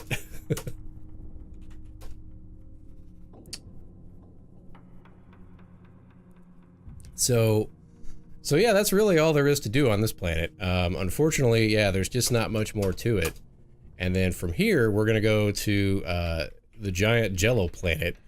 I call it Jello. I don't know what it actually is supposed to be. Uh-oh, that detonator has apparently set off a chain reaction of earthquakes. You'd better get off this rock ASAP. And so now, yeah, I think there is kind of a loose time limit into like, I think if you keep running around, eventually it does blow up. I'm not 100% sure about that. I've never actually tested it. But I think if you fiddle around too long, eventually you run out of time, and then it's another way to die. So I'm gonna save my game here, and I already know what's gonna happen next, but I'm just gonna show you. So remember, we had that loose rock that we had to walk over in order to get down here, and we come back up and it says, "My, things have certainly changed since you were last here. That unstable rock has fallen into the simmering lava below." So yeah, there's this big gap.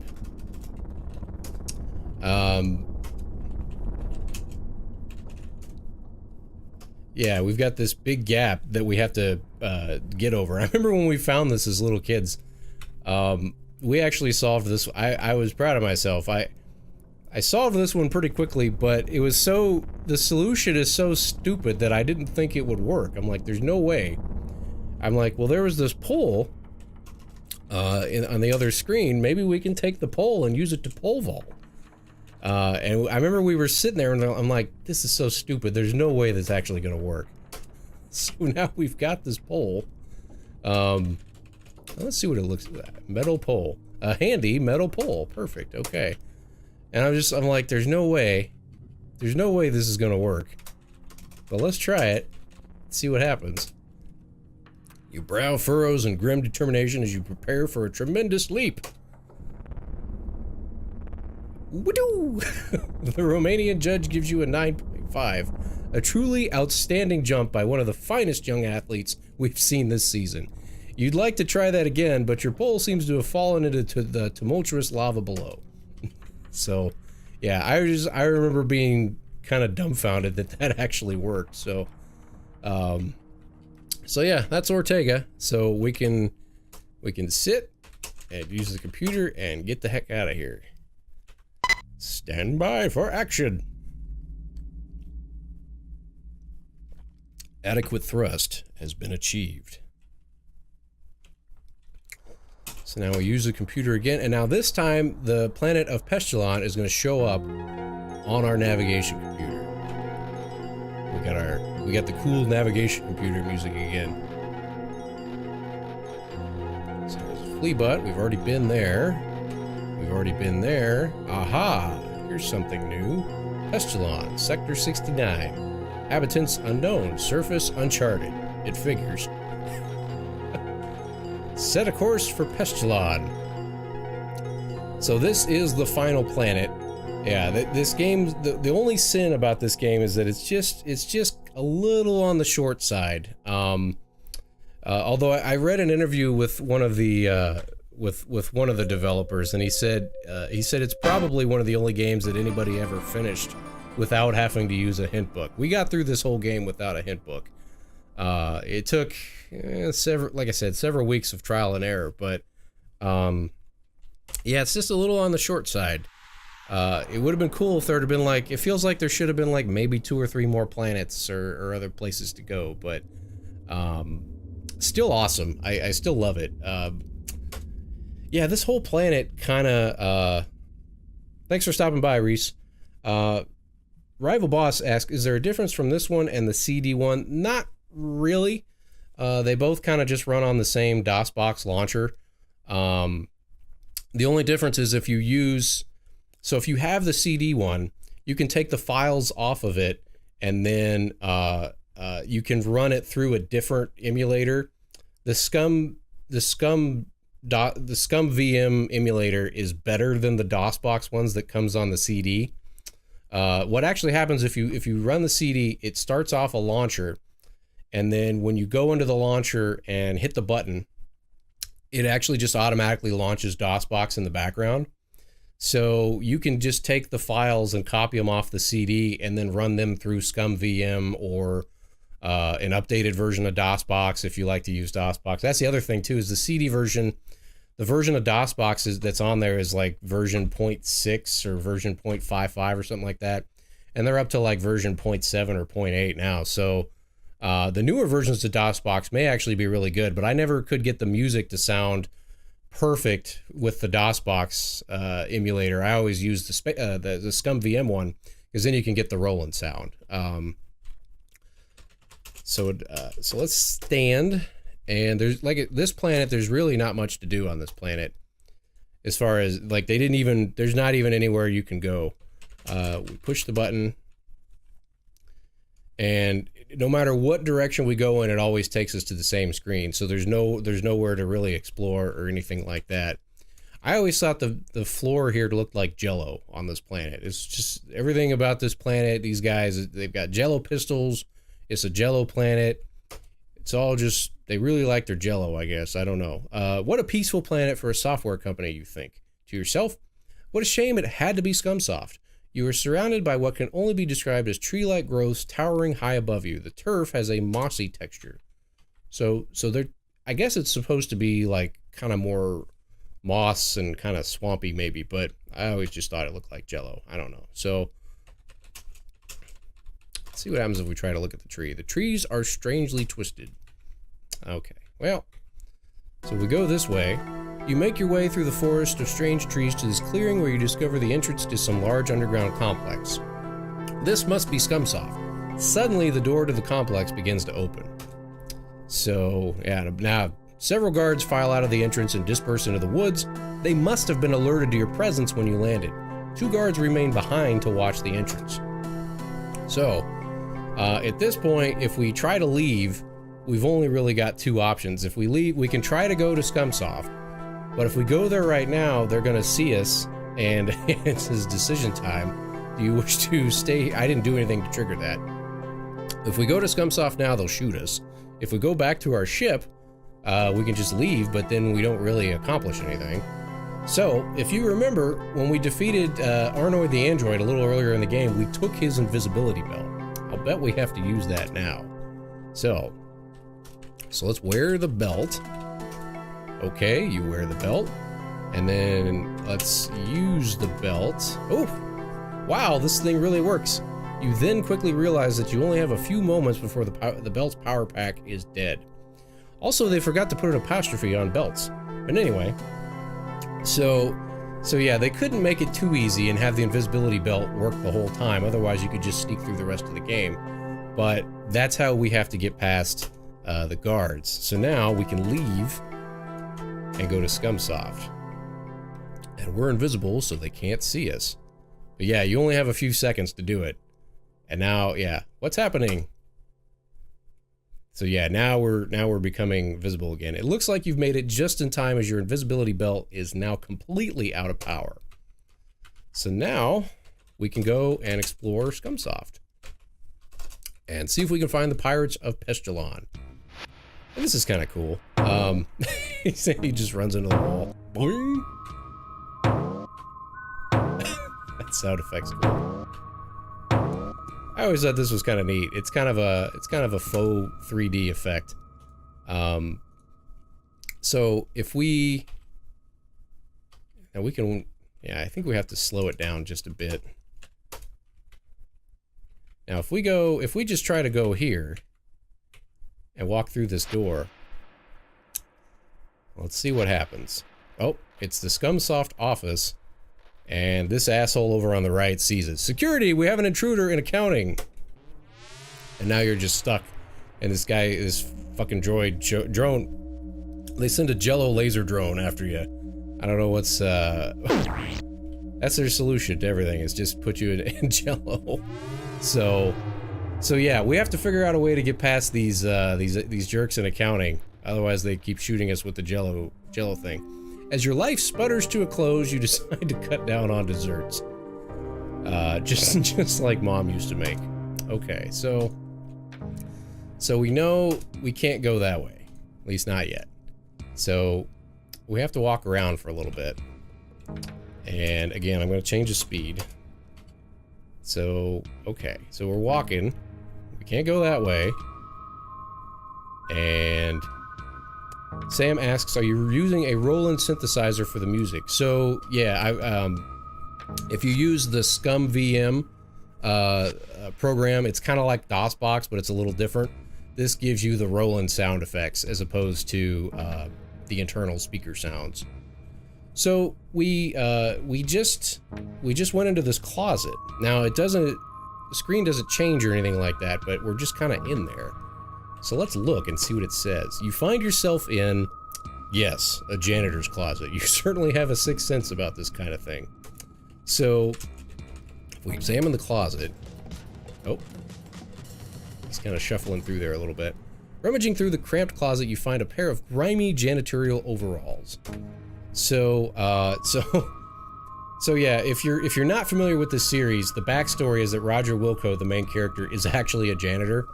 So it's kind of it's kind of ironic. It's supposed to be a joke that you end up having to disguise yourself as a janitor in order to get through the next part of the game. What a great idea, Roger. No one would be suspicious of a janitor walking around. You grab the coveralls and pull them on, seizing the opportune moment to dump all of the old items you've been pocketing along the way. What a great disguise. Wait, what's this? You reach down into the pocket of the grimy coveralls and find, well, what do you know? It's Mr. Garbage. Of Trash Vaporizer, you've seen these babies in all the janitorial supply catalogs, but your superiors were always too cheap to outfit you with one. So, okay. We've successfully infiltrated Scumsoft. We've got a disguise. We've got our trash incinerator, Mr. Garbage. So now we can go exploring a little bit. So now let's walk around. Okay, now there's this door. We can't go into this door yet.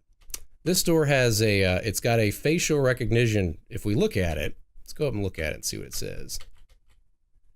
Examine door. The door has a keycard security system as well as composite facial scanner. It will be pretty tricky gaining access.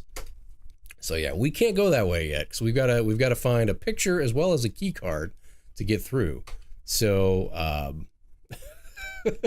he likes napping in janitor closets. Who doesn't? Guys are gonna be cracking me up all day. Just a quick side note. Thanks everybody for coming and hanging out with me this morning. This has been a lot of fun. I appreciate you guys coming and hanging out today. I know it's kind of early, but appreciate you guys getting up with me. So it's been good stuff. So now we can go back into this room, and now this guy's gonna look at us. Who is this? Does he just stand over there by the water cooler and just look at everybody that comes in? Is that all he does? So now we can look around. You are in a cost-efficient corporate accounting department of Scumsoft Incorporated. These hard-working accountants are trying to figure out where the company spends its money.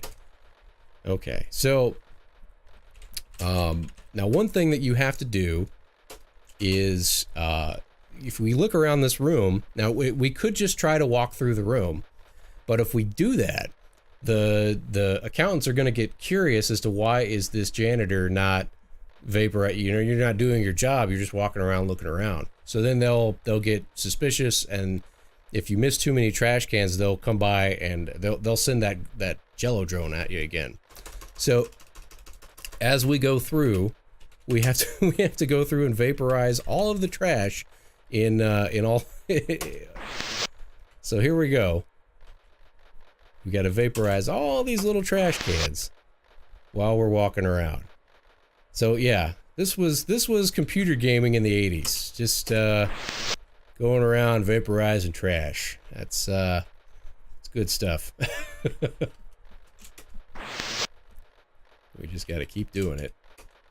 And we can't, it won't let us, like, we can't interact with these guys, I don't think. Pardon me, this program is too stupid to glean your desire from such a wonderfully crafted sentence. Please try something else. Yeah, so we can't really interact with these guys or do anything here. We just kind of have to walk around and keep vaporizing the trash. And you gotta make sure you don't miss any of them. Like I said, you gotta really watch, because it's possible. If you walk past one and miss it, they will release the Jello drone on you. So vaporize the trash.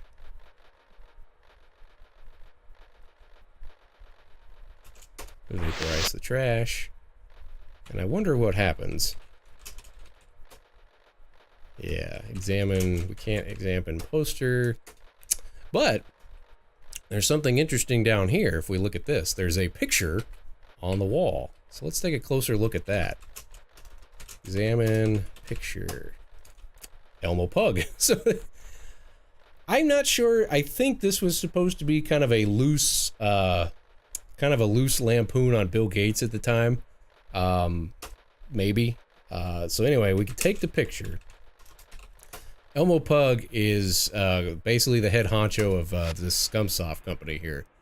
So if we take the picture and we go over, there's a copy machine here. It's your typical office copier. Untypically, it works. So if we copy the picture, first making sure that no one else is watching you, you slip Elmo's picture into the copier and push the start button. So now we can, out pops a beautifully reproduced copy, which you roll up and stash in your pocket, and don't forget the original. Okay. So now we can go over here and put the picture back. If you don't put the picture back, they will eventually figure it out and come get you. So now we can keep exploring, and we don't have to get, you don't have to go through and get all of the trash. You just have to get it in the areas that are in your path to where you're going. Oh, dead end. So let's go back this way. And I'm leaving the speed set down to slower so that I don't miss any of the garbage cans, because when you're moving really fast, it's easy to accidentally walk past one. And yeah, if you walk too far past one, they get suspicious. You have to really be careful.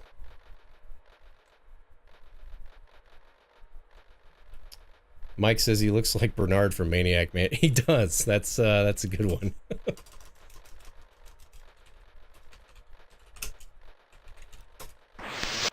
Keep vaporizing our trash, and we're just doing this. We're just doing it cool, making sure we don't get nobody gets suspicious. Just playing it cool. Just lonely old janitor going through the accounting department, vaporizing some trash. Don't mind me. And this part's kind of tricky. There's these two garbage cans.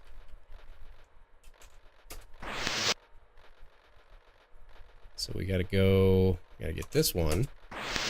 But now this part's a little tricky, because there's actually 3 garbage cans over in this little, and they're kind of awkward to get. So you got this one, and then there's one right up here next to this next to the pole, on the right side of the pole, next to the top desk, top right. And it's real easy to miss that one. I remember we walked by it and missed it the first time. And if you don't see that one and you keep walking past it, they'll get you. They'll get suspicious. And so now it's here he is. There's Elmo Pug, and this room. I think the programmers had a little bit of an axe to grind with the software companies, because you've got all these people over here that are clearly programming some sort of game, and then you've got the let's look in this. You've got the slave driver managers with the whips. Code, damn you, code. You are in a boss. You're in the boss's cubicle area, and the boss is in. Be reverent. And let's look over.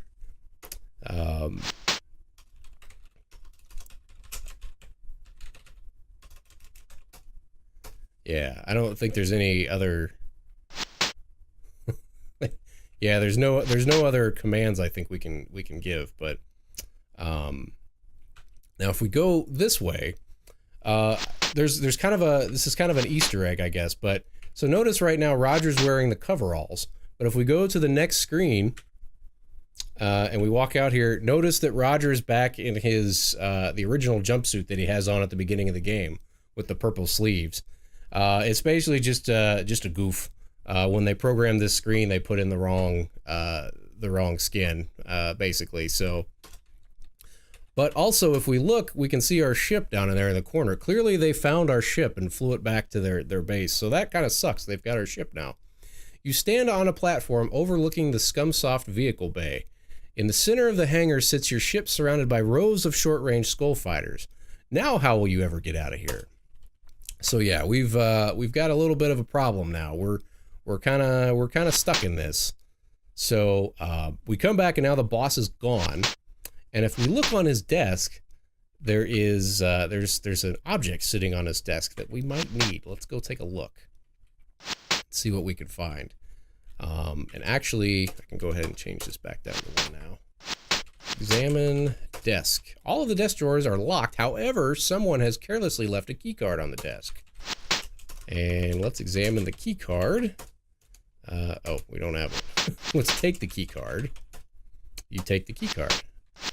And let's go into the inventory. So now we've got, okay, so we've got this key card, Elmo Pug's personal key card for opening locked doors. And we've got our coveralls, we've got our trash vaporizer, and we've got a copy of Elmo's picture. So now we can get through that other door that we saw that has the facial recognition scanner. So let's go back this way. So now we can just cruise on through. And we've already vaporized all of the trash here. And we actually don't have to go. You can technically go and vaporize the rest of the trash, but you don't have to. I know I'm saving off in here, but let's do 5. There we go. So now we can go to this next room. So yeah, the first time, if you don't know what you're doing here, you use the key card first, put the card in. He says, you hear several clicks and you think, I'm in. But then you hear a synthesized voice say, key card verified, stand by for composite facial scan. So yeah, the first time you're going through this game, if you didn't if you didn't get the picture, you're thinking, oh shit, I don't have the picture. But we do have it, so that's okay. So we can use the picture now. And we wait. There we go. Okay, now we're in. Oh, hey, it's the 2 guys. There they are. They're right there. So let's look. You cautiously enter a darkened chamber. A seemingly bottomless shaft drops off into a black abyss. On a platform in the center of the chamber, the 2 guys from Andromeda wiggle helplessly in lime jello. The platform can only be reached by the 4 retractable bridges at each entrance. So if we push, there's a button on the side of this. On the side, it's kind of reminds me of the scene in Star Wars where they've got those retractable bridges that Luke and Leia have to swing across when they're escaping the Death Star. But if we push this button, lining up the door is so tricky in this hallway. Yeah, it's just kind of an ordeal. So now we can walk out here and see what it says if we examine. Let's see. Just see what it says. Help! They slurp from their jello in case captivity. Yeah, apparently you get shot with jello and you just die, but apparently they can live. So we can use our trash vaporizer to vaporize the jello. You successfully free the 2 guys from their slimy confines, and they begin to speak. Thanks, dude. It's great to be out of that green stuff. Hey, what's your name? Roger Wilco, you admit? They discovered our distress message we coded into the Astro Chicken game and sent us here as punishment. let's get out of here before we're discovered. Unfortunately, I don't think you can... Oh, I'll go ahead and save it real quick. So yeah, unfortunately, this is just kind of the end of it here. So there's no way to get out. So what's your plan for getting us out of here, Wilco? Uh-oh. Uh-oh. Uh-oh. Ah, ambushed. So we're not quite out of the woods yet. Nobody's going anywhere. You must have thought you were pretty clever, Mr. Wilco, disguising yourself as a janitor. How does he know your name? Unfortunately for you, my boys found your sorry excuse for a ship in the woods. Escort this gentleman to the arena. You boys haven't seen a good fight in quite a while. And do away with those two Andromedans. They have been more trouble than they're worth. Take them away. So, now we're going to the arena. So, yeah, it's looking kind of ominous. T-Bone says you're 1 point short. Actually, yeah, it teases you because it raises your score up, but then it lowers it back down when you get taken away again. So, you and the two guys are separated and escorted away. A door opens and you are led into the dark unknown. Oh, what could it be? Oh shit! It's Rock'em Sock'em Robots. This part's cool. There's really not much to it, though. You think it's going to be this big, crazy fight, but these the Space Quest games were not known for their action. This is still a point-and-click game. So let's see. J punches, M blocks. Okay, Wilco, the name of the game is Nukem Dukem Robots. The only rule is that there are no rules. So really, all you have to do, if you try to move around, it uses up your energy. So really, the only thing to do is just stand here, stand in place, and just keep waiting on him to come to you. And just keep doing this until he falls down. Because yeah, if I try to move around, it'll use up all my energy. It's kind of anticlimactic. But it was 1987. This is what we had.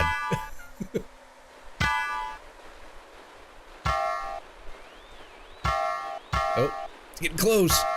It's getting close. Oh, there it goes. Come on, let's get out of here. Run.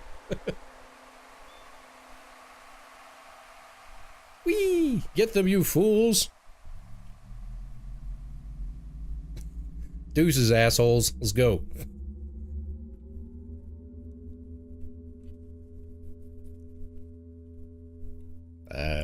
We hit it. Let's do it. There it goes.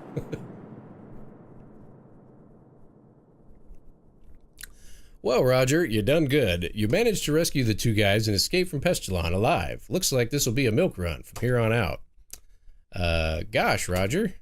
Yeah, I'm going to save the game real quick. We really appreciate you saving us and all.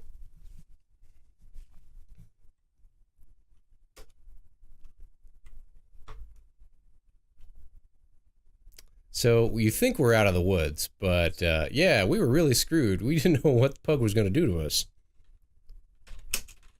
So if we try to use the computer, uh-oh, light speed is non-functional. So we've got,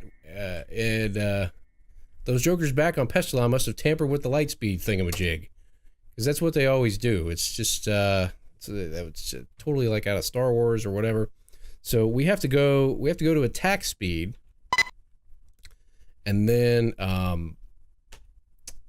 don't think... Okay, short-range fighters approaching from the rear. Weapons lock on detected. So, yeah, it's getting real serious now. We've got a, So, this is a little tricky, because you've got to go back and forth with your shields. Front, back. So, this is the closest thing you'll get to action in this game, but basically, there's going to be these ships, and now he's in front of us. Okay. So we have to constantly watch the radar and make sure we put the shields in the right spot at the right time, and then we have to shoot him. So now target's in the rear. Okay, now he's in the front. Yeah, it's not, the controls are not not that great, but you get the idea. It's about as good as it gets. So now I think it's going to be in the rear again. It's pretty much the same pattern each time. Okay, target in the rear.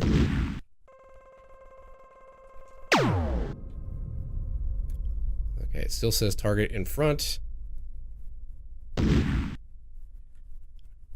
I think you gotta hit 5 or 6 of them. Target in the rear. It is possible to screw this up, but yeah, see, every once in a while there's one that gets to be a little tough to hit. And each time you do this, your shields are taking a little more damage, so it is possible to take too much damage and run out of shields, and if that happens, you're pretty much screwed.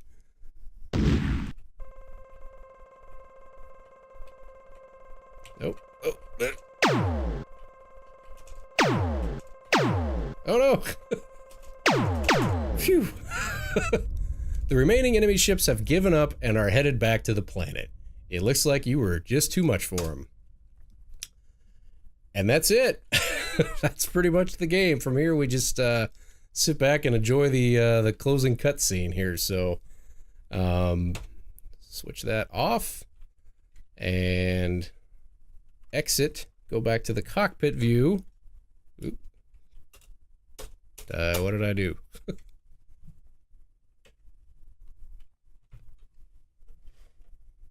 There it goes. Man, oh man, you really showed those bozos a thing or two. Now we can get now can we get something to eat?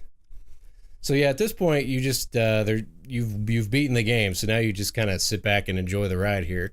You inform the two guys that Lightspeed is no longer functional. They're not overly pleased by this piece of news. What? Now I'll never get any food. Some rescuer you are. It's like, hey, it wasn't my fault. Hey, what's this thing on the wall? It says Lightspeed Maintenance Access Panel. Gee, maybe I can fix this bucket of bolts. So now he's going to rummage with that for a little bit. Yeah, this is it. The fan belt thing came off, the round thing. It was just on. Okay, she's all fixed. Let's go grab a burger. Too late, you realize that you have no course laid in. The light engines kick in before you can override. You inform the two guys that Lightspeed is now functional, but it's also out of control. They're not overly pleased with this bit of news either. Ah! We're all gonna die! Mommy! So now we're just careening wildly through outer space at light speed with no coordinates. Careening blindly through space, your ship speeds towards a sizable black hole. Remember Black Hole Bertha that we saw the postcard for? Once within the gravitation of the black hole, there's no escape. You plunge into destiny. This music's cool. This is good stuff. Hey, thanks for that, Mike. You didn't have to do that. Thanks, man. Rival boss. I've watched a ton of your videos. The overwhelming force of the black hole draws your ship in. Helpless to do anything, you and your passengers strap in and hope for the best. From one small channel to another, your content is great. I would love to see your playthroughs of Monkey Island. And thanks, Rival Boss. Yeah, so actually, one of the reasons I wanted to do this live stream today, I've actually set up a little side channel where I can kind of do Let's Plays and kind of keep the edited videos on the main channel. And then if you look, there's a link in the description. I've got a Let's Play channel I just set up. It's called youtube.com/Friday Night Arcade Plays. I know not everybody likes live streams and Let's Play videos and stuff like that. So now I can kind of play through some of these other games, you know, and do that, but then also kind of keep the edited videos on the main channel. So check that out if you're bored. But I appreciate you saying that, man. Thanks. I appreciate the kind words. Seriously, thank you. That's very kind of you to say. I wonder if the two guys were as annoying as this in real life. it's kind of interesting. They've got a game that they're working on now. They got back together, and they're doing this game called Space Venture. Unfortunately, it's you know, like any game, games now just take forever to make, and they did a Kickstarter for it, but it's still kind of been in development hell for a while. I think they're getting close to getting done with it, and when they do, I totally am going to cover it on the channel. I want to play it and see what it's all about. But yeah, it's kind of these caricatures of themselves are definitely very obnoxious.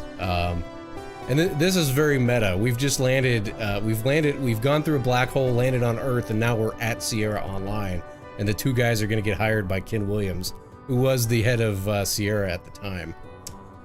Sounds great. How many Buckazoids does it pay? Scott and Mark say. Buckazoids.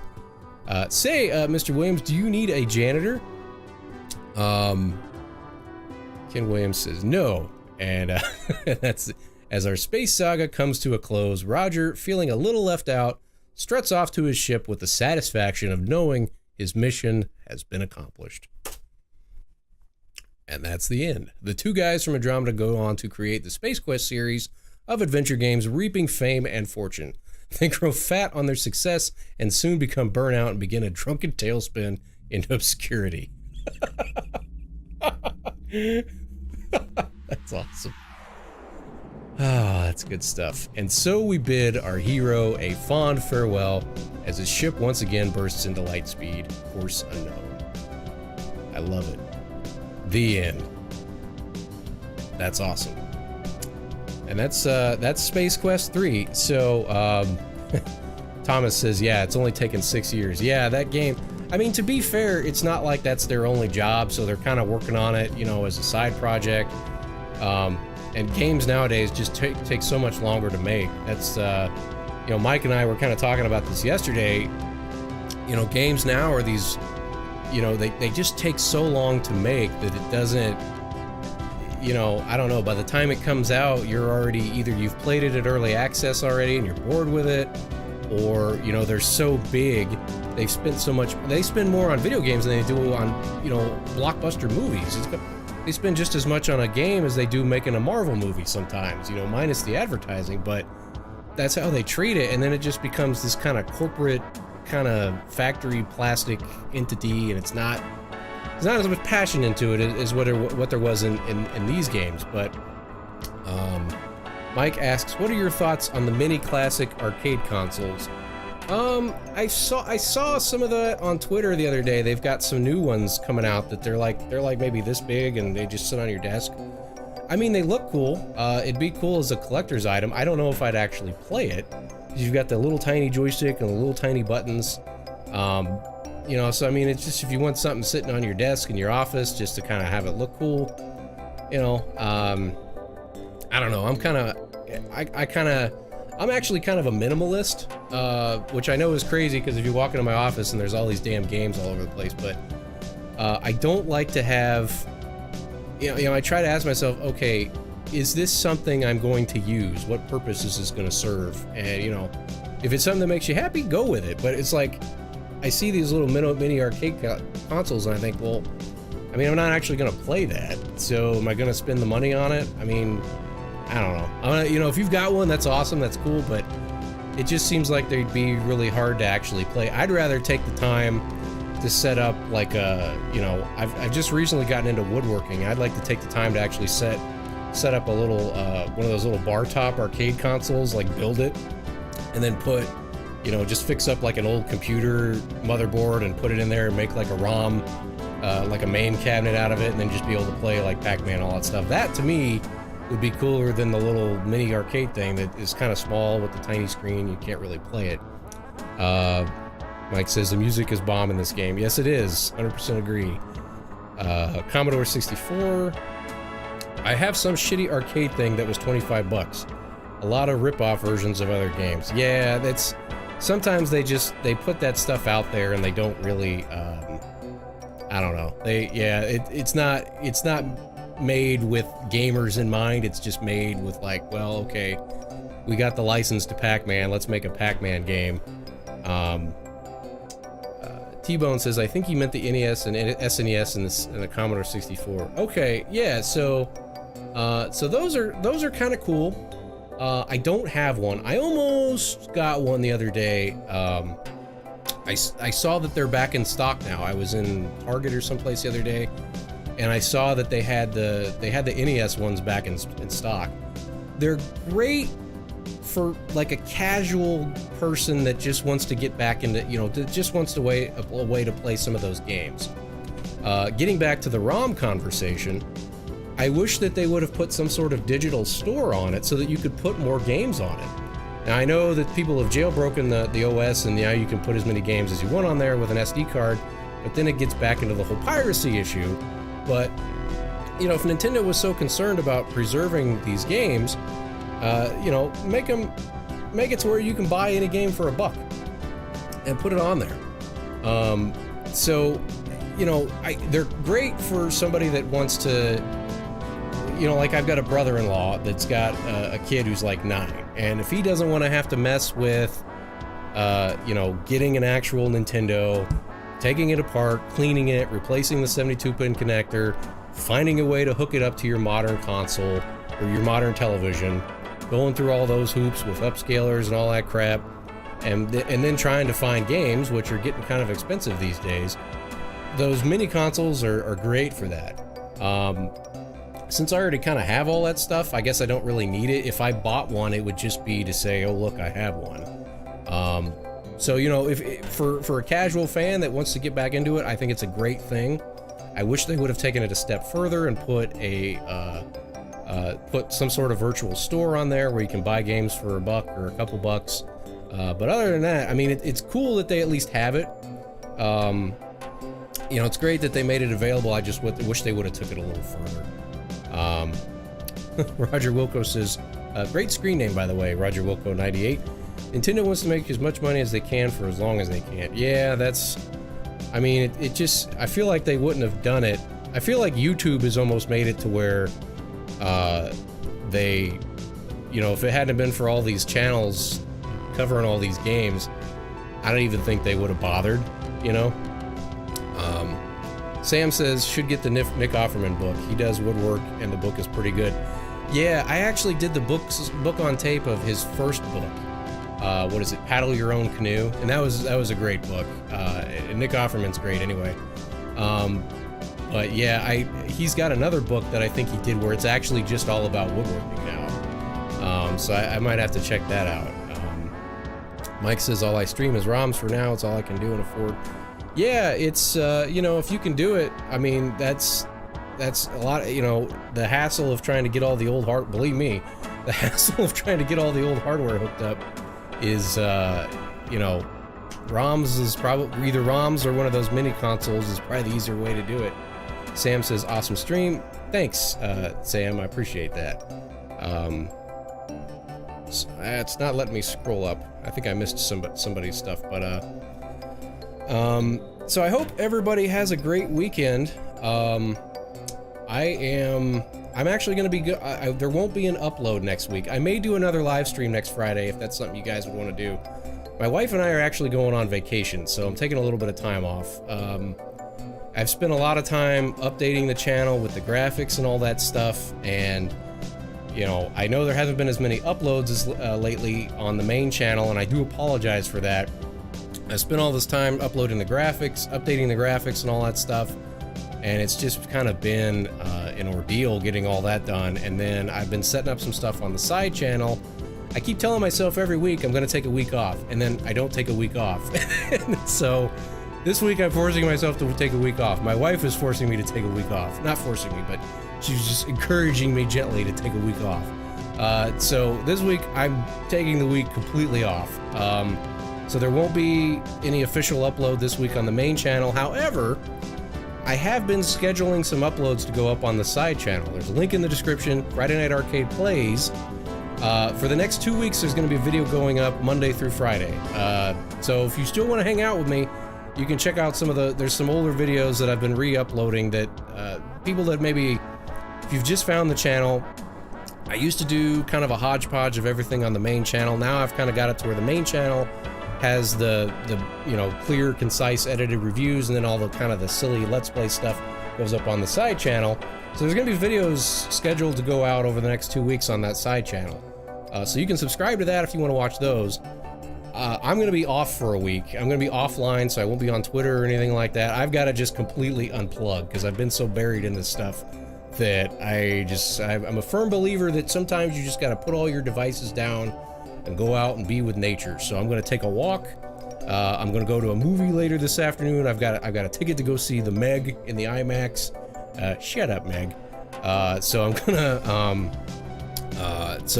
and then after that, my wife and I are taking a little kind of a mini road trip together and just gonna kind of unplug, no devices, so I won't be on Twitter or checking comments or anything like that. So I apologize for that, but when I get back, I'm gonna be refreshed and ready to get back into it. The next video that's gonna go up on the main channel is gonna be Mike Tyson's Punch-Out. So I'm about 75 to 80% through with that. I've got the script mostly done, kind of just fine-tuning that. So when I do come back, Mike Tyson's Punch-Out is going to go up. That'll probably be by the end of the month, and then we're going to get back into regular uploads on the main channel. But like I said, in the meantime, there's going to be some stuff going up on the side channel. So, anyway, thanks Roger Wilco. So that's all I got. So I hope you guys have a great weekend and a good week. Go and see some good movies and play some good games. And thank you for hanging out with me this morning. This was awesome. I would love to do this again, maybe, you know, a couple times a month, or maybe do it more on the side channels. I don't want to. I know everybody, you know, subscribe to the main channel for the reviews. I don't want to spam your inboxes too much with live streams and stuff like that. But definitely, we're gonna have to do this more often because this was a lot of fun. So thank you everybody for coming by, and we'll see you next time on Friday Night Arcade. Have a great one.